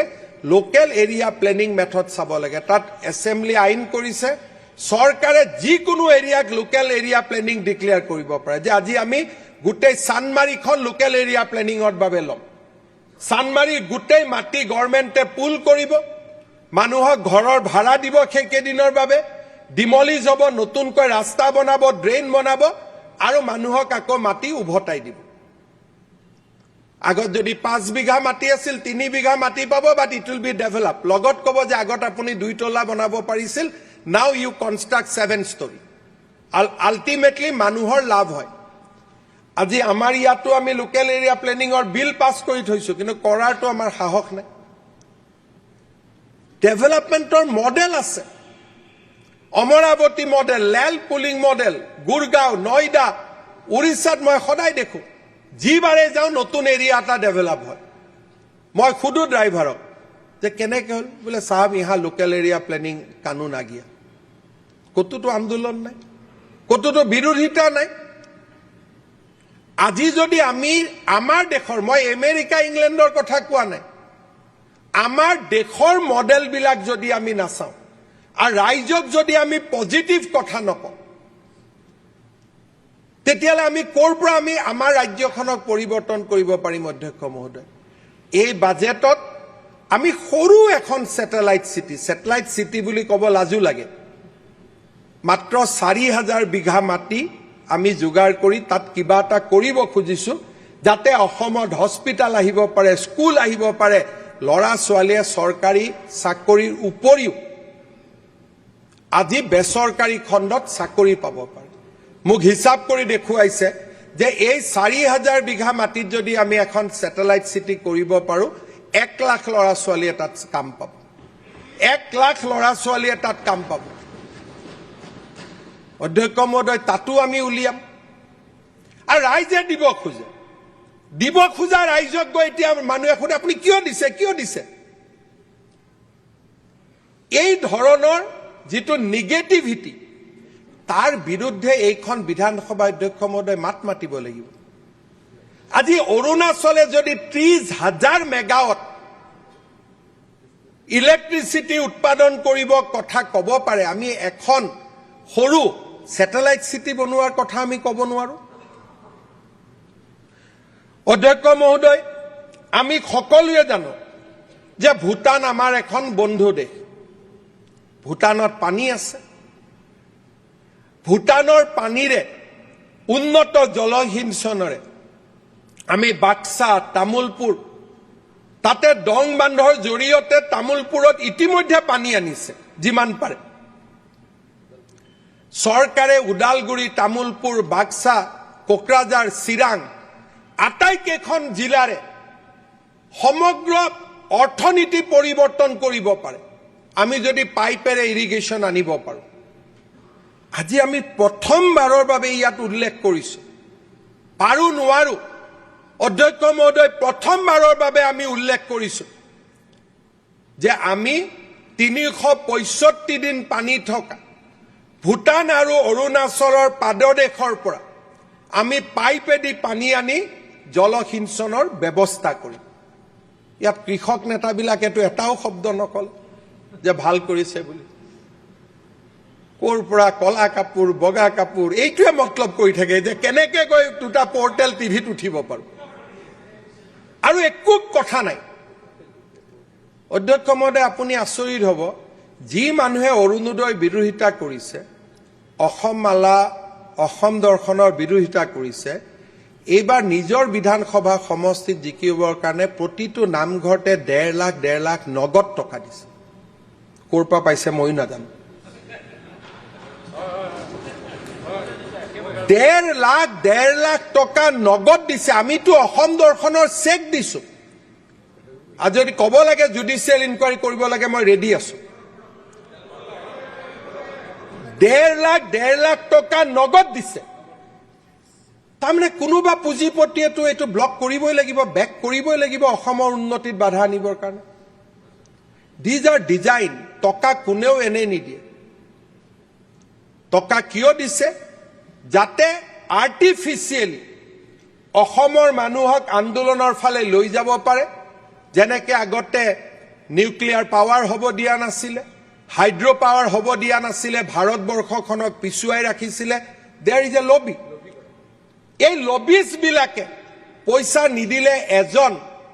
চেণ্ডেল পিন্ধা বিধায়কে নামঘৰত দিব 1.5 লাখ টকা ক'ত পায় আপুনি মোক কওক অধ্যক্ষ মহোদয় কেছ পইচা অধ্যক্ষ মহোদয় নগদ টকা আমি সাহস নকৰো অধ্যক্ষ মহোদয় 25 বছৰ বিধায়ক হৈ থকাৰ পিছত আৰু যদি মই ভুল কৈছো আমাৰ কেইবাজনো অধ্যক্ষ মহোদয় প্ৰথমবাৰৰ বাবে আমি কৃষি আৰু জলসিঞ্চনৰ মাজত এইখন বাজেটত এটা সামঞ্জস্য আনিছো অধ্যক্ষ মহোদয় ক'ব নহয় কণীৰ সিন্ডিকেট হৈছে বাহিৰৰ পৰা কণী অহা কণীত পইচা লৈছে অধ্যক্ষ মহোদয় বাহুবলীটো ভিতৰৰ কণী তাত কোনে পইচা লৈছে আজি অসমৰ ভিতৰত যে লাহে লাহে দাবী কি হ'ব লাগিছিল যে কণীৰ উৎপাদন অসমত ইমান আত্মনিৰ্ভৰ কৰক যাতে শ্ৰীৰামপুৰ গেটেদি এটাও কণী আহিব নোৱাৰে দাবীটো সেইটো নাই কণীকেইটা দেখুৱাই ফুৰিছে যাতে বেপাৰীজনে তেওঁৰ লগতো ৰাতি কথা পাতে ইয়াৰ মিনিং কি অধ্যক্ষ মহোদয় আজি আমি গোটেই বিধায়কসকলে ক'ব লাগে যে 126টা সমষ্টিত আমি 1 লাখকৈ কণী উৎপাদনৰ একোটা উদ্যোগ স্থাপন কৰিম আৰু চৰকাৰে আমাক তাৰ বাবে 20 লাখ টকাকৈ ৰাজ সাহায্য দিয়ক এক ৰাতিৰ ভিতৰতে আমি কণীত আত্মনিৰ্ভৰ হৈ পৰো অধ্যক্ষ মহোদয় আজিতো অধ্যক্ষ মহোদয় আপুনি চাওক মই এটা বেলেগ এটা ইকনমি কৈছো শ্ৰীৰামপুৰেদি কণী আহিব কোনবাই টেক্স লৈছে তাৰমানে অহা কণীৰ দাম বেছি হৈ গ'ল তাৰমানে বাহুবলীয়ে যেতিয়া কণী বিক্ৰী কৰিব কম দামত কণী বিক্ৰী কৰিব পাৰিব গতিকে মইতো বিচাৰো যে চৰকাৰে নিজে নিজে কণীৰ ওপৰত টেক্স লগাই দিয়ক বাহিৰৰ পৰা অহা কণীৰ ওপৰত যাতে ভিতৰৰ পৰা কণী ব্যৱসায়ীসকলে কণী নিৰ্মাণ কৰিব পাৰে তাকে নকৰি সস্তীয়া জনপ্ৰিয়তা অধ্যক্ষ মহোদয় এই ধৰণে আমাৰ ৰাজ্যখনক আমি কেতিয়াও আগবঢ়াই লৈ যাব নোৱাৰো অধ্যক্ষ মহোদয় আমি আমাৰ চিন্তাধাৰা পৰিৱৰ্তন কৰিবই লাগিব এইখন বাজেটে এই নতুন চিন্তাৰ এটা উন্মেষ ঘটাইছে যে আমি কৃষি জলসিঞ্চনক একত্ৰিত কৰিম এজন মন্ত্ৰীক দায়িত্ব দিম আৰু সেই মন্ত্ৰীজনক আমি অনুপ্ৰাণিত কৰিম উলুতে আমি কি কৈছো পাখি কাটি দিলে এয়া হৈছে ধাৰণা অধ্যক্ষ মহোদয় আমি অসমত যেতিয়া মেডিকেল কলেজ নিৰ্মাণ কৰিছিলো তেতিয়া একেবোৰ মানুহে আপত্তি কৰিছিল যোৰহাটত মেডিকেল কলেজ নিৰ্মাণ কৰিবলৈ গৈ মই কিমান অপমানৰ সন্মুখীন হৈছিলো হি মোৰ ৰাজনৈতিক জীৱনৰ আন এটা ডাঙৰ স্মৃতি সিদিনাখন আমি হিচাপ কৰিছিলো যে 2030 এবছৰত আমাৰ ডক্টৰ উৎপাদন হ'ব 2400 কন্টিনিউয়াসলি 1200 1600 হৈ থাকিব আৰু 2034 লৈকে আমি ডাক্তৰক চাকৰি দিব নোৱাৰিম কাৰণ প্ৰতি বছৰে 2000 চাকৰি ওলালে আমি ক'ৰ পৰা চাকৰি দিম আমি আৰম্ভ কৰিলো যে নহয় আমি সাব সেন্টাৰত ডক্টৰ দিম যাতে অসম প্ৰথম হ'ব পাৰে ইমান দিন বিধানসভাত প্ৰশ্ন আছিল যে নাৰ্ছ দিব লাগে আমি কৈছো আমি ডক্টৰ দিম অধ্যক্ষ মহোদয় আমিতো সপোন এটা দেখিছো হ'ব পাৰে আমি 1000 দিলো 1500 দিলো মোৰ পিছৰ চৰকাৰে বাকিখিনি পুৰা কৰিব অসমততো আমি নতুন চিন্তাৰ আৰম্ভণি কৰিলো অধ্যক্ষ মহোদয় আজিলৈকেতো কোনেও কৰা নাছিল এতিয়া কৈছে বাজেটখন গতানুগতিক অধ্যক্ষ মহোদয় গতানুগতিক বাজেটত এএনএমত ডক্টৰ দিয়াৰ কথা কোনোবাই ক'ব পাৰে নেকি গতানুগতিক বাজেটত এখন ডিস্ট্ৰিক্টত এখন ইঞ্জিনিয়াৰিং কলেজ এখন মেডিকেল কলেজ এখন বিশ্ববিদ্যালয়ৰ সপোন এখন দুখীয়া ৰাজ্যই দেখিব পাৰে নেকি অধ্যক্ষ মহোদয় আমি সাহস কৰিছো এতিয়া কালিও মই ভাষণ শুনি আছো বজালী সমষ্টিৰ বিধায়ক মই বেয়াও পোৱা নাই যে ৰাইজে দাবী কৰিছিল বজালীত মেডিকেল লাগে, এজন মানুহেও দাবী কৰা নাছিল। ধৰ্মেশ্বৰ ৰাইক ইলেকশ্যনত জিকাব লাগে, মিটিঙত যাব লাগে, ভোট দিব লাগে। মই নিজে ঘোষণা কৰিছিলো যে বজালীত এখন মেডিকেল কলেজ আমি কৰিম। তাৰ আগতে এখনেই মেমৰেণ্ডাম আছিলে যে বজালী ইউনিভাৰ্চিটি গ'লে তাত বিজ্ঞান কলেজ লাগে, সেইখন ৰাইজৰ মেমৰেণ্ডাম আছে। কিন্তু বজালীত মেডিকেল কলেজৰ সপোন বিজেপি চৰকাৰৰ আছিল। আপুনিও আছিলে মিটিঙত অধ্যক্ষ মহোদয়। মই কৈছিলো ৰঞ্জিত দা, মাননীয় অধ্যক্ষ মহোদয়, যে দাদা এনাউন্স কৰি দিওঁ, মাতি দিব পাৰিবতো? বোলে দিয়ক, পাৰিম আমি। অৰ্থাৎ আজি এই সপোনবিলাক বিৰোধীয়ে দাবী কৰা নাই যে মোৰ জিলাত এখন বিশ্ববিদ্যালয় দিয়ক। বিৰোধীয়ে দাবী কৰা নাই মোৰ জিলাত এখন মেডিকেল কলেজ দিয়ক। চৰকাৰে কৈছে যে আপোনাৰ জিলাত এখন আমি মেডিকেল কলেজ দিম, এখন ইঞ্জিনিয়াৰিং দিম, এখন ইউনিভাৰ্চিটি দিম। ই কি গতানুগতিক অধ্যক্ষ মহোদয়? ই যদি গতানুগতিক, তেতিয়াহ'লে মই ক'ব লাগিব যে প্ৰতিটো জিলাত মই একোটা স্পেচ ষ্টেচন আনি দিম বুলি ক'ব লাগিব, তেতিয়াহে অগতানুগতিক হ'ব। অধ্যক্ষ মহোদয়, যদি হাইলাকান্দিৰ দৰে জিলাত, মই কোনো বেয়া জিলা বুলি কোৱা নাই, কিন্তু ইমান দিনে বঞ্চিত কৰি থোৱা এখন জিলাত আমি যদি মেডিকেল কলেজৰ কথা ক'ব পাৰোঁ। আজি মানকাছাৰত আলোচনা হৈছে, এই 5 বছৰ ভিতৰত আমি মানকাছাৰতো যাম মেডিকেল কলেজ কৰিম বুলি। কোনেও কল্পনাও কৰিব নোৱাৰে। অধ্যক্ষ মহোদয়, চাওঁতে চাওঁতে অসমৰ 27খন কলেজ অট'নমাছ কলেজ হ'ল। চাওঁতে চাওঁতে অসমৰ প্ৰতিখন জিলাতে একোখনকৈ বিশ্ববিদ্যালয় হ'ল। কোকৰাঝাৰৰ দৰে স্থানত 2খনকৈ বিশ্ববিদ্যালয় হ'ল। চাওঁতে চাওঁতে অসমৰ প্ৰতিখন জিলাত এখনকৈ ব্ৰহ্মপুত্ৰৰ ওপৰত দলং হ'ল, বৰাকৰ ওপৰত দলং হ'ল। এইখনেই মোৰ দুখীয়া অসম অধ্যক্ষ মহোদয়। দুখীয়াৰ ভগা পজা নলিনীবালা দেৱীয়ে লিখি থৈ গৈছে। তাক আজি আমি সজাবৰ বাবে চেষ্টা কৰিছো। আমি দুখীয়াৰ পৰা ধনী হ'বৰ কাৰণে চেষ্টা কৰিছো। অধ্যক্ষ মহোদয়, আমি সপোন দেখিছো। অধ্যক্ষ মহোদয়, উপদলপতি ক'লে আমি সাৰ কাৰখানা আৰু ছেমি কণ্ডাক্টৰৰ বাদেতো একো দেখা নাই। অধ্যক্ষ মহোদয়, আমি যে ছেমি কণ্ডাক্টৰ দেখিব পাইছো আমাৰ জীৱনত, কংগ্ৰেছে চেষ্টা কৰিও নিৰ্মাণ কৰিব নোৱাৰা সাৰ কাৰখানা যে আমি নিৰ্মাণ দেখা পাইছো। ছেমি কণ্ডাক্টৰ আৰু অসম অধ্যক্ষ মহোদয় এতিয়া কৈছে আমি মাত্ৰ এটা ছেমি কণ্ডাক্টৰহে দেখিছো। অধ্যক্ষ মহোদয়, যদি আমি এনেকে কথা কওঁ, কালি যদি ঘৰে ঘৰে 1 তোলা সোণ দি দিওঁ, কৈছে 1 তোলাহে দিলো, 2 তোলাটো দিয়া নাই। অধ্যক্ষ মহোদয়, মই বিৰোধী পক্ষৰ সদস্যসকলক আহ্বান জনাম, বিমল বৰা ডাঙৰীয়াকো আহ্বান জনাম, 3 লাখ কোটি টকাৰ বিনিয়োগৰ প্ৰতিটো স্থানতে আপোনালোক যাব লাগে। আৰু আপোনালোক গ'লে উদ্যোগপতিসকলে সাহস পাব যে অসমত চৰকাৰী পক্ষৰ লগতে বিৰোধী পক্ষও আমাৰ লগত আছে। 3 লাখ কোটি টকাৰ বিনিয়োগ অসমত আৰম্ভ হৈছে। আৰু যদি মোক অলপ পৰিৱেশ নিৰ্মাণ কৰি দিয়ে, অহা 5 বছৰত আমি 5ৰ পৰা 10 লাখ কোটি টকা আৰু বিনিয়োগ আনিব পাৰিম। অধ্যক্ষ মহোদয়, কাজিৰঙাত এখন 5 ষ্টাৰ হৈছে। মানুহে ভাল পাব লাগে যে টকা দিব পৰা টুৰিষ্ট আহিব। টকা কোনে পাব? হাতীৰ মাউতে পাব, জীপ চাফাৰীয়ে পাব, তাৰ দোকানীয়ে পাব, তাৰ ৰাইজে পাব। বেলেগ ৰাজ্যত মাতি আনে, জিম কৰবেট পাৰ্কৰ ভিতৰত 5 ষ্টাৰ বনাইছে। গুজৰাটত ফৰেষ্টৰ ভিতৰত টাটাই 5 ষ্টাৰ বনাইছে। কেনিয়াত ফৰেষ্টৰ ভিতৰত এয়াৰপৰ্ট বনাইছে।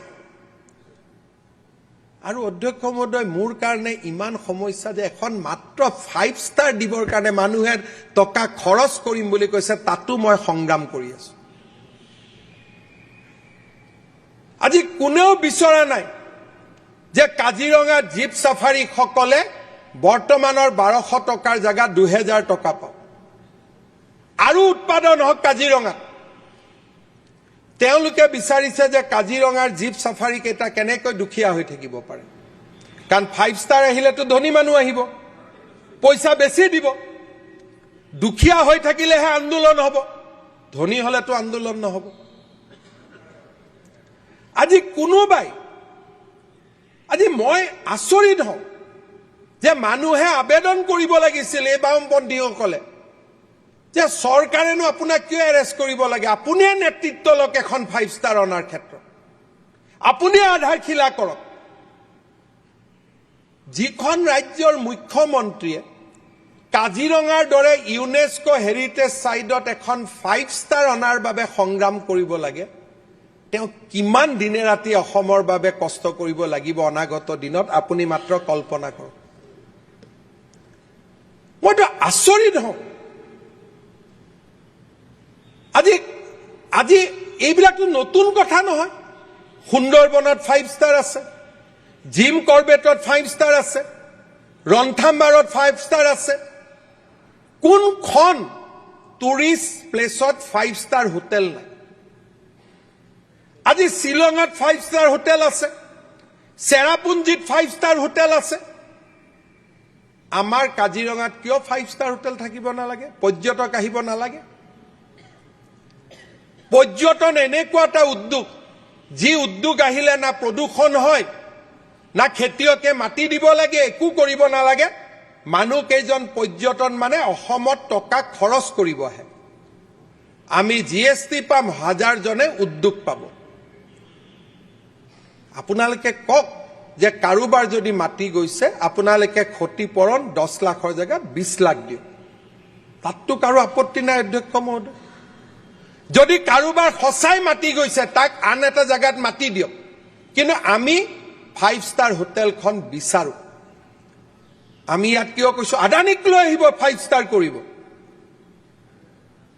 অধ্যক্ষ মহোদয় আদানিয়ে যদি 5 ষ্টাৰ নবনাই মোৰটো বনাবৰ কাৰণে পইচা নাই অধ্যক্ষ মহোদয় না আপুনি বনাব পাৰিব নে মই বনাব পাৰিম 5 ষ্টাৰটো পইচা থকা মানুহে বনাব লাগিব আজি যদি পৰিৱৰ্তন নহয় অধ্যক্ষ মহোদয় 10 বছৰৰ পিছত অৰুণাচলতকৈ আমি পিছত যাব লাগিব পশ্চিমবংগত এতিয়া যিটো বিকাশৰ গতি লৈছে আমি যোৱা 5 বছৰত পশ্চিমবংগৰ লগত প্ৰতিযোগিতা কৰি আছিল এতিয়া যদি আমি উদ্যোগ আনিব নোৱাৰো আমি পিছুৱাই যাম অধ্যক্ষ মহোদয় সাপৰত আমি যেতিয়া থাৰ্মেল পাৱাৰ আনিছিলো তাত এভিকশন কৰিবলগীয়া হৈছিল আৰু যেতিয়া থাৰ্মেল পাৱাৰ প্ল্যান্টৰ শুনালি লব গল তেতিয়া সকলো মানুহে কলে আমি আদৰণি জনাইছো আমাৰ বিৰোধিতা নাই একেবোৰে মানুহ কিয় মানুহে বুজি পালে যে এই থাৰ্মেল পাৱাৰ প্ল্যান্টৰ পৰা ইয়াতে 200 খন ট্ৰাক চলিব 10,000 মানুহে কৰ্ম সংস্থাপন পাব আৰু অসম বিদ্যুৎত আত্মনিৰ্ভৰ হ'ব অধ্যক্ষ মহোদয় মই বিৰোধী উপদলপতিক অনুৰোধ কৰিম যে আপুনি সাপৰত যাব দেখা পাব উমৰাংচুত 5টা 10,000 কোটি টকাৰ সিমেন্ট ইণ্ডাষ্ট্ৰি দেখা পাব 10,000 crores যদি আপোনালোকে সেই বাওপন্থী বা কি এটো উলাই ইনষ্টা এইবিলাকত চাই থাকি লাভ নাই ৰিয়েল ওয়াৰ্ল্ডত আহক ইনষ্টাগ্ৰামতেতো আমি ইলেকশ্যনত হাৰিবই লাগিছিল 102টা কিয় আমি পালো কিয় আমি ৰিয়েল ওয়াৰ্ল্ডত আছো আমি ৰিলত নাই আমি ৰিয়েল ওয়াৰ্ল্ডত আছো অধ্যক্ষ মহোদয় মিছন বসুন্ধৰাৰ কথা আমি আলোচনা কৰো আমি স্বীকাৰ কৰো হয় 1 2 3 আমি 5 লাখ মানুহক আমি মাটি দিলো কিন্তু এতিয়াও তো মানুহ আছে যোনে মাটি পোৱা নাই আমি কৈছো আকৌ 4 আৰম্ভ কৰিম 4 কৰিম 5 কৰিম 6 কৰিম যুজি থাকিম এদিনটো সমস্যাৰ সমাধান হ'ব আজি চৰ অঞ্চলৰ পৰা বিধায়ক আহিছে প্ৰথমবাৰৰ কাৰণে আমি কৈছো যে চৰত আমি সাৰ্ভে কৰিম আপোনালোকে সাহসেৰে আদৰণি জনাব পৰা নাই কিয় আপোনালোকৰ ৰাজনীতি মাতব্বৰৰ ওপৰত নিৰ্ভৰ আপোনালোকৰ ৰাজনীতি দুখীয়া সুখিত মানুহৰ ওপৰত নিৰ্ভৰশীল নহয় বিজেপি চৰকাৰে অধ্যক্ষ মহোদয়, কংগ্ৰেছ নহয়, বিজেপি চৰকাৰে কৈছে যে চৰৰ মাটি আমি ছাৰ্ভে কৰিম। কাৰ সাহস আছিলে বাহিৰত গৈ কৈছে উচ্ছেদ হ'ব নালাগে? কিয় মাটিৰ পট্টা নিদিলে? মাটিৰ পট্টা নিদিলেতো উচ্ছেদ হ'বই। আমাৰ লগত সহযোগিতা কৰক যে বসুন্ধৰাৰ জৰিয়তে আমি প্ৰকৃত ভাৰতীয় নাগৰিকক আমি মাটি দিওঁ। আমাৰতো আপত্তি নাই অধ্যক্ষ মহোদয়, কোনোবা যদি প্ৰকৃত ভাৰতীয় নাগৰিক। এজনেওতো তাৰ পৰামৰ্শ নিদিলে, আমাৰ মুজিবুৰ ৰহমানক বাদ দি। পৰামৰ্শই নাহিলে আপোনালোকৰ পৰা। মইতো খুব জয়ন্ত মল্লবৰুৱাক কৈ গৈছিলো যে আমাৰ মাইনৰিটি MLA সকলে বসুন্ধৰাৰ ওপৰত পৰামৰ্শ দিব, তই নোট কৰিবি। ঘৰুৱাভাৱে তই মাতো ইয়াত আপুনি যে আপুনি নোট কৰিব। মই ক'লো নোট কিবা হ'ল নেকি, ৰিপ্লাই দিব লাগে বোলে। কোনেওতো একো নকলে, খালি দলগাঁৱৰ MLA কৈছিলে। অধ্যক্ষ মহোদয়, আজি আমি বিচাৰিছো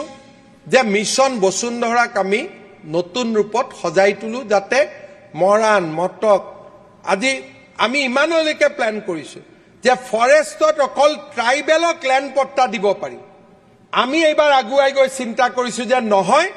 মৰাণ মটকৰ দৰে খিলঞ্জীয়া জাতি জনগোষ্ঠীকো লাগিলে আইন সংশোধন কৰি হলেও আমি ফৰেষ্টত অধিকাৰ দিম।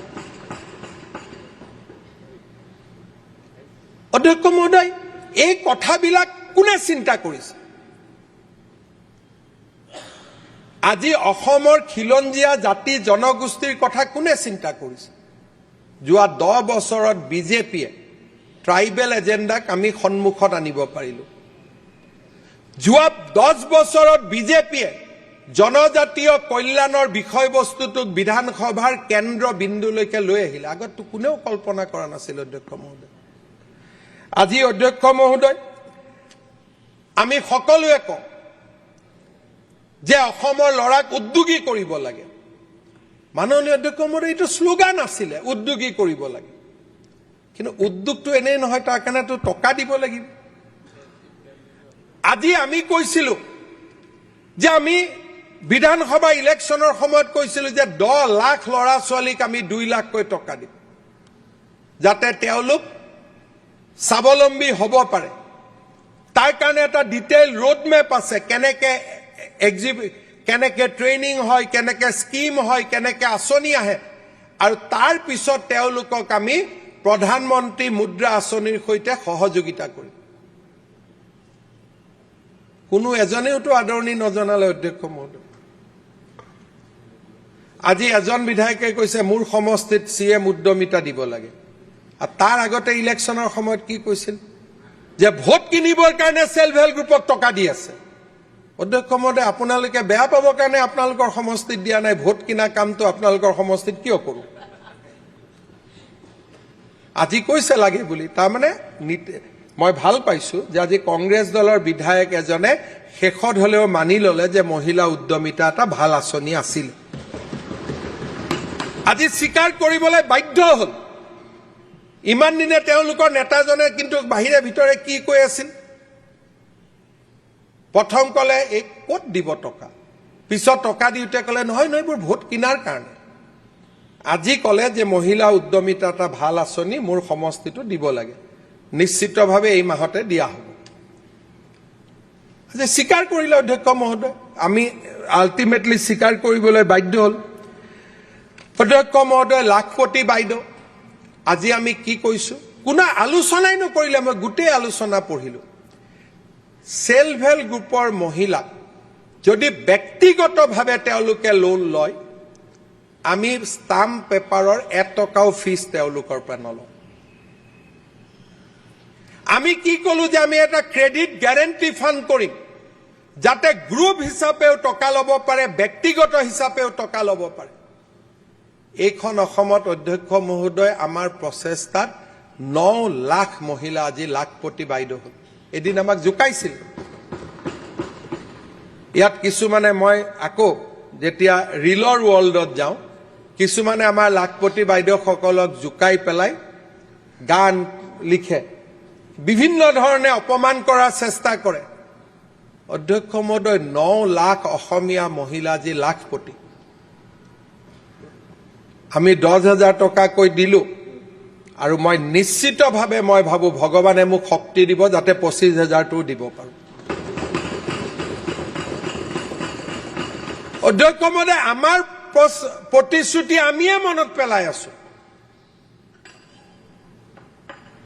আগতে কোনো চৰকাৰ নাছিল সবে ইলেকশ্যনৰ সময় দিয়া কথাবোৰ পাহৰাব যত্ন কৰে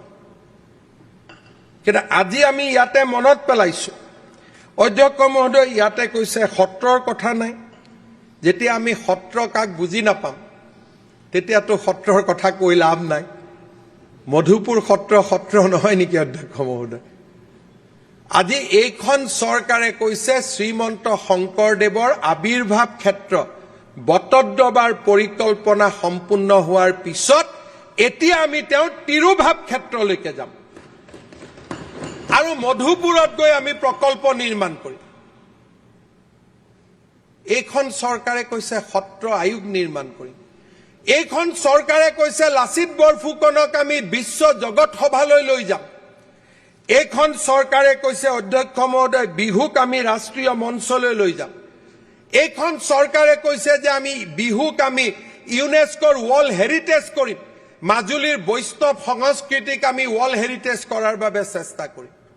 সত্ৰ আৰু বৈষ্ণৱী সংস্কৃতি বেলেগ নহয় কিন্তু স্বাভাৱিক চেষ্টা কৰিছে বিৰোধী পক্ষই সত্ৰৰ ওপৰত ক'ব মই ভাল পাইছো কিন্তু সত্ৰ আৰু বৈষ্ণৱী পৰম্পৰা যে একেই এইখিনি কথা বুজি পাবৰ কাৰণে তেওঁলোকক অলপ সময় লাগিব আৰু সময় তেতিয়া বুজি পাব যেতিয়া একাংশ ভোটাৰৰ পৰা আমি ওলাই আহিব পাৰো তুষ্টিকৰণৰ পৰা আমি ওলাই আহিব পাৰো তেতিয়াহে আমি সত্ৰ কাক কয় আমি বুজি পাব নিশ্চিতভাৱে আমি বুজি পাব পাৰিম অধ্যক্ষ মহোদয় আমি আকৌ মনত পেলাই দিলো যে ইলেকশ্যনৰ আগতে কৈছিলো চাহ জনগোষ্ঠীক আমি মাটিৰ পট্টা দিম আমি পাহৰাব লাগিছিলে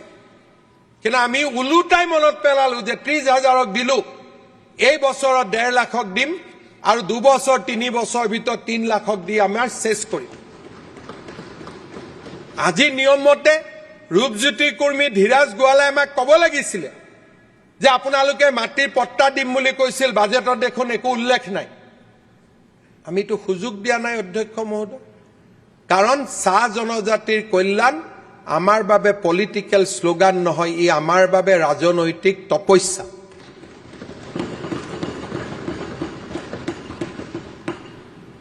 অধ্যক্ষ মহোদয় আজি আমাৰ বাজেটত আমি কৰ্মচাৰীসকলৰ বাবে আজি ইয়াত কৈছে ইউপিএছ অপিএছ কৰ্মচাৰী পৰিষদৰ আজিকালি যিমান নতুন কৰ্মী আছে তেওঁলোকতো এনপিএছত থাকিব খোজে ওলোটাই পৰিৱৰ্তিত কথাবিলাক আমি বুজিয়ে নাপাওঁ এতিয়া যে 1.5 লাখ 1,60,000 ল'ৰা ছোৱালীয়ে চাকৰি পালে তেওঁলোককতো এনপিএছ লাগে কাৰণ আফটাৰ ৰিটায়াৰমেণ্ট অপিএছতকৈ এনপিএছে বহুত বেছি টকা দিব আৰু যাক অপিএছ লাগে তাৰ কাৰণে আমি ইউপিএছো কৰি দিছো যে এনপিএছ লাগিলে এনপিএছলৈকে যাওক ইউপিএছ লাগিলে ইউপিএছত যাওক এতিয়া মোক সোধে অপিএছ কেতিয়া কৰিব কওক আৰে যেতিয়া আমি এনপিএছ ইউপিএছ সব কৰিয়ে দিলো কৰিব বাকি কি থাকিলে হ'ব পাৰে যে কিছুমান ভেঞ্চাৰ স্কুলৰ শিক্ষক প্ৰাদেশিকৰণ হৈছিল 2 বছৰ 3 বছৰ চাকৰি কৰিলে তেওঁলোকে সুবিধা পোৱা নাই অৱসৰৰ সেই বিষয়টো আলোচনা হ'ব পাৰে আমিতো কেতিয়াও বেয়া নাপাওঁ আজি আমি ইয়াত কলো যে ভেঞ্চাৰ স্কুলৰ শিক্ষকসকলে ক'লে যে ডেট অফ এপইণ্টমেণ্ট বদলিব লাগে আমিতো ৰাইজৰ কথাই হাউচত কৈছো যে হয় প্ৰাদেশিকৰণ আইনৰ আমি সংশোধন আনিম 2010টোক আমি 2014 15 13 আমি যি কৰিব লাগে আমি কৰিম আমিতো ৰাইজৰ কথা এইখন বাজেটত যদি ৰাইজৰ কথা নাই ইয়াত কাৰ কথা আছে অধ্যক্ষ মহোদয় ইয়াত চাহ জনজাতিৰ কথা আছে জনজাতিৰ কথা আছে ভেঞ্চাৰ স্কুলৰ শিক্ষকৰ কথা আছে কৰ্মচাৰীৰ কথা আছে উদ্যোগৰ কথা আছে শিক্ষাৰ কথা আছে নিবনুৱা যুৱক যুৱতীৰ কথা আছে এই বাজেটখন আমাৰ সমাজৰ প্ৰতিফলন নহয় জানো অধ্যক্ষ মহোদয় এই বাজেটৰ পাতত আমি কলো আজি মই ভাল পালোহেঁতেন যে এজন বিৰোধী পক্ষৰ সদস্য যদি ক'লেহেঁতেন যে আপুনি স্যাটেলাইট টিভি আনিব খুজিছিল কিমান আগবাঢ়িছে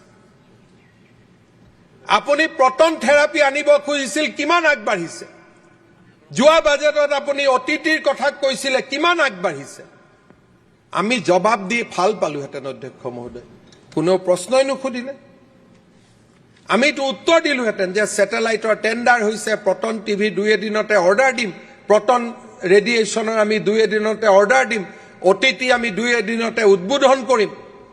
আমিতো উত্তৰ দিলোহেঁতেন। আজি বিৰোধী পক্ষৰ উত্তৰ কৰিব সময় নাই। কোন দৰ্জী তাতে, কোন টেইলৰ তাতে কিমান জোখৰ কলা কাপোৰ আছে তাৰে চিন্তা কৰি আছে। নাই মই আপোনালোকে যাৰ গাত লাগিব লাগে তাৰ লাগক না, আপুনি কিয় গাত পাতিলে? অধ্যক্ষ মহোদয়, এই বাজেটখনত অসমক প্ৰতিযোগিতাৰ পৰিৱেশৰ মাজত অসমক উজ্বলাই তোলাৰ প্ৰচেষ্টা কৰা হৈছে।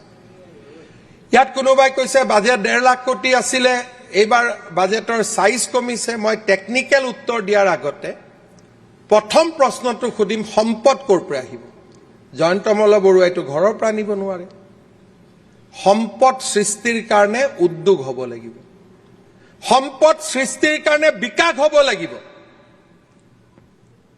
যদি এফালে কওঁ সম্পদ আহিব নালাগে, বিকাশ আহিব নালাগে, আদানী আহিব নালাগে, আম্বানী আহিব নালাগে, আনফালে কওঁ মোক ৰাস্তা দিয়ক, হস্পিটাল দিয়ক, তাৰমানে আমি ক'ৰ পৰা টকাটো পাম? অধ্যক্ষ মহোদয়, অসমত আমি গ্ৰোথ আনিবই লাগিব। আজি ৰিজাৰ্ভ বেংকে কৈছে যে Assam is the fastest growing state. আমি গ্ৰোথ আনিবই লাগিব। জাগিৰোডত এটা ছেমি কণ্ডাক্টৰ মোৰ ভোক নপলে। টাইৱানত, সৰু প্ৰদেশ এখনত গোটেই বিশ্বৰ ছেমি কণ্ডাক্টৰ টাইৱানৰ পৰা যায়। আমি কিয় কল্পনা কৰিব নোৱাৰো যে জাগিৰোড আমাৰ ভৱিষ্যতৰ টাইৱান হ'ব? আজিতো প্ৰশ্ন আহিব লাগিছিলে যে এটা ছেমি কণ্ডাক্টৰ আপুনি আনিলে বাৰু, দ্বিতীয়টো কেতিয়া আনিব? তেতিয়াহে মোৰ ভাল লাগিলেহেঁতেন যে নহয়, আমি পৰিৱৰ্তন হৈছো, আমাক উন্নতি লাগে। অধ্যক্ষ মহোদয়, অসমৰ উন্নতিক বিৰোধিতা কৰা সকলক মই এটা বাৰ্তা পঠাব খোজো। অহা 5টা বছৰত আমি অসমৰ বাবে ধুমুহাৰ দৰে কাম কৰিম। আপোনালোকে বাধাৰ প্ৰাচীৰ সৃষ্টি কৰিব। অসমৰ ৰাইজৰ আশীৰ্বাদত সেই বাধাৰ প্ৰাচীৰ আমি ভাঙি ছিঙি শেষ কৰি দিম। আৰু অধ্যক্ষ মহোদয়, প্ৰত্যাহ্বানৰ বাবে আমি ভয় নকৰো। প্ৰত্যাহ্বানৰ মাজতো মথাউৰিৰ ওপৰত কি হ'ব? আমাৰ সমষ্টিৰ ৰাস্তাও হ'ব, আমাৰ স্কুলো হ'ব, নিবনুৱা যুৱক যুৱতীয়ে কৰ্মসংস্থাপনো পাব। অসমৰ অশ্বমেধৰ ঘোঁৰা, ইয়াক ধৰি ৰাখিব পৰা নাযায়। অধ্যক্ষ মহোদয়, ৰাইজে উত্তৰ দিলে। 102 জন বিধায়কেৰে ৰাইজে আমাক আশীৰ্বাদ দিলে যে এতিয়া কাম কৰক, আৰু কাম কৰাৰ কাৰণে আমি ভোট দিছো। আৰু অধ্যক্ষ মহোদয়, নিশ্চিতভাৱে ৰাইজৰ আশীৰ্বাদৰ নিৰ্মালী আমি শিৰত লৈ অসমৰ ৰাইজৰ বাবে কাম কৰিম। অসমৰ ৰাইজক আগুৱাই লৈ যোৱাৰ বাবে আমি নিজক আকৌ এবাৰ সমৰ্পণ কৰিম। বিধায়কসকললৈ মোৰ 3-4টা পৰামৰ্শ আছে। অধ্যক্ষ মহোদয়, অসমক আমি কণী, মাছ আৰু মাংসৰ ক্ষেত্ৰত আত্মনিৰ্ভৰ কৰি তুলিব পাৰোঁ। সিন্ডিকেট শব্দটোৱে নোহোৱা হৈ যাব। অধ্যক্ষ মহোদয়, শ্ৰীৰামপুৰ দি এইবিলাক আহিবই নালাগে। সিন্ডিকেট শব্দটো নোহোৱা কৰাৰ একমাত্ৰ উত্তৰ হৈছে আত্মনিৰ্ভৰ অসম। যেতিয়া অসম আত্মনিৰ্ভৰ হ'ব, ৰাজ্যত বাহিৰৰ পৰা একো সম্পদ আহিব নোৱাৰিব। মই অনুৰোধ কৰিম যে সৰুকৈ হ'লেও আত্মনিৰ্ভৰশীলতাৰ কেইটামান অনুষ্ঠান আমি আমাৰ সমষ্টিত গঢ়ি তুলিব লাগে। 50,000 কণী উৎপাদন, অমৃত সৰোবৰৰ দৰে আঁচনিৰ জৰিয়তে মাছৰ ওপৰত আত্মনিৰ্ভৰ, গাহৰি পালনৰ জৰিয়তে আত্মনিৰ্ভৰ প্ৰতিটো বিধায়কে আমি যেনেকৈ আত্মনিৰ্ভৰ অসমৰ কথা কৈছো আমি কথা পাতো আমি কেনেকৈ আত্মনিৰ্ভৰ ৰঙিয়া বনাব পাৰো আমি কেনেকৈ আত্মনিৰ্ভৰশীল তামুলপুৰ আমি কেনেকৈ আত্মনিৰ্ভৰশীল কলিয়াবৰ আত্মনিৰ্ভৰশীল কমলপুৰ আত্মনিৰ্ভৰশীল সোণাৰী আত্মনিৰ্ভৰশীল মাৰ্ঘেৰিটা বনাব পাৰো আমাৰ সমষ্টিলৈ 1 লিটাৰ গাখীৰো বাহিৰৰ পৰা নাহিব দুগ্ধ সমবায় সমিতি কৰিম অখিল গগৈ ডাঙৰীয়াই কৈছে আমি 6 নম্বৰত হয় অধ্যক্ষ মহোদয় একেলগে এটা প্ৰতিযোগিতা কৰো যে আমুলক আমি পৰাজিত কৰিম আৰু আমি 1 নম্বৰত যাম দুগ্ধ উৎপাদনৰ ক্ষেত্ৰত আজি আমুলে যদি ডেইলি 80 লাখৰ পৰা 1.5 কোটি লিটাৰ গাখীৰ উৎপাদন কৰিব পাৰে আমি অসমত অন্তত 50খন নিত্যানন্দ কেনেকৈ গঢ়ি তুলিব নোৱাৰো ডেফিনেটলি আমি পাৰিম অধ্যক্ষ মহোদয় মই আশা কৰিম যে আত্মনিৰ্ভৰ ভাৰত আত্মনিৰ্ভৰ অসম আৰু মোৰ আত্মনিৰ্ভৰ সমষ্টি মোৰ সমষ্টিত কাখৰ সমষ্টিৰ পৰা গাখীৰ নাহিব মোৰ সমষ্টিত কাখৰ সমষ্টিৰ পৰা কণী নাহিব মোৰ সমষ্টিত কাখৰ সমষ্টিৰ পৰা মাছ নাহিব মোৰ সমষ্টিত কাখৰ সমষ্টিৰ পৰা আলু নাহিব সবজি নাহিব একো নাহিব সব মোৰ সমষ্টিত নিৰ্মাণ হ'ব মই আমাৰ যুৱ বিধায়কসকল আন সকলোকে আত্মনিৰ্ভৰ সমষ্টিত এই প্ৰতিযোগিতালৈ আহ্বান জনাম চৰকাৰৰ পৰা যি সহায় লাগে আমি নিশ্চিতভাৱে সহায় কৰিম বিধায়কসকলক অনুৰোধ কৰিম চৰকাৰৰ উন্নয়নমূলক আঁচনিৰ বাবে প্ৰয়োজনীয় ভূমি চৰকাৰৰ ভূমিটো নাই ৰাইজৰ পৰাই ল'ব লাগিব ৰাইজে উচিত মূল্য পাব ৰাইজে অংশীদাৰিত্ব পাব আমি যাতে আঁচনি আহিলে ৰাইজৰ সহযোগিতাৰ পৰিৱেশ এটা নিৰ্মাণ কৰিব পাৰো অহা 5 বছৰ আমাৰ বাবে ক্ৰুচিয়েল হ'ব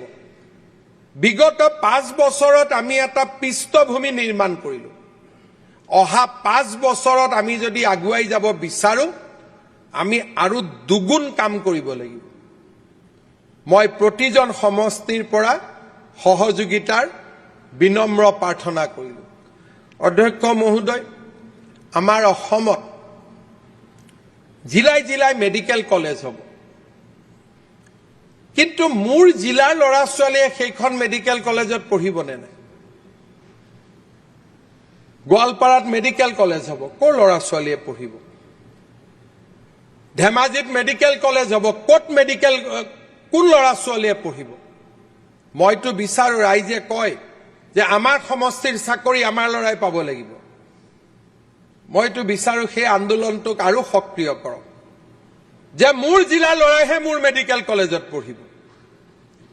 কিন্তু সেই আন্দোলনটো ৰাস্তাৰ আন্দোলন নহয় সেই আন্দোলনটো শিক্ষাৰ আন্দোলন হ'ব লাগিব আমি যুৱ আয়োগ গঠন কৰিছো আমাৰ সমষ্টিত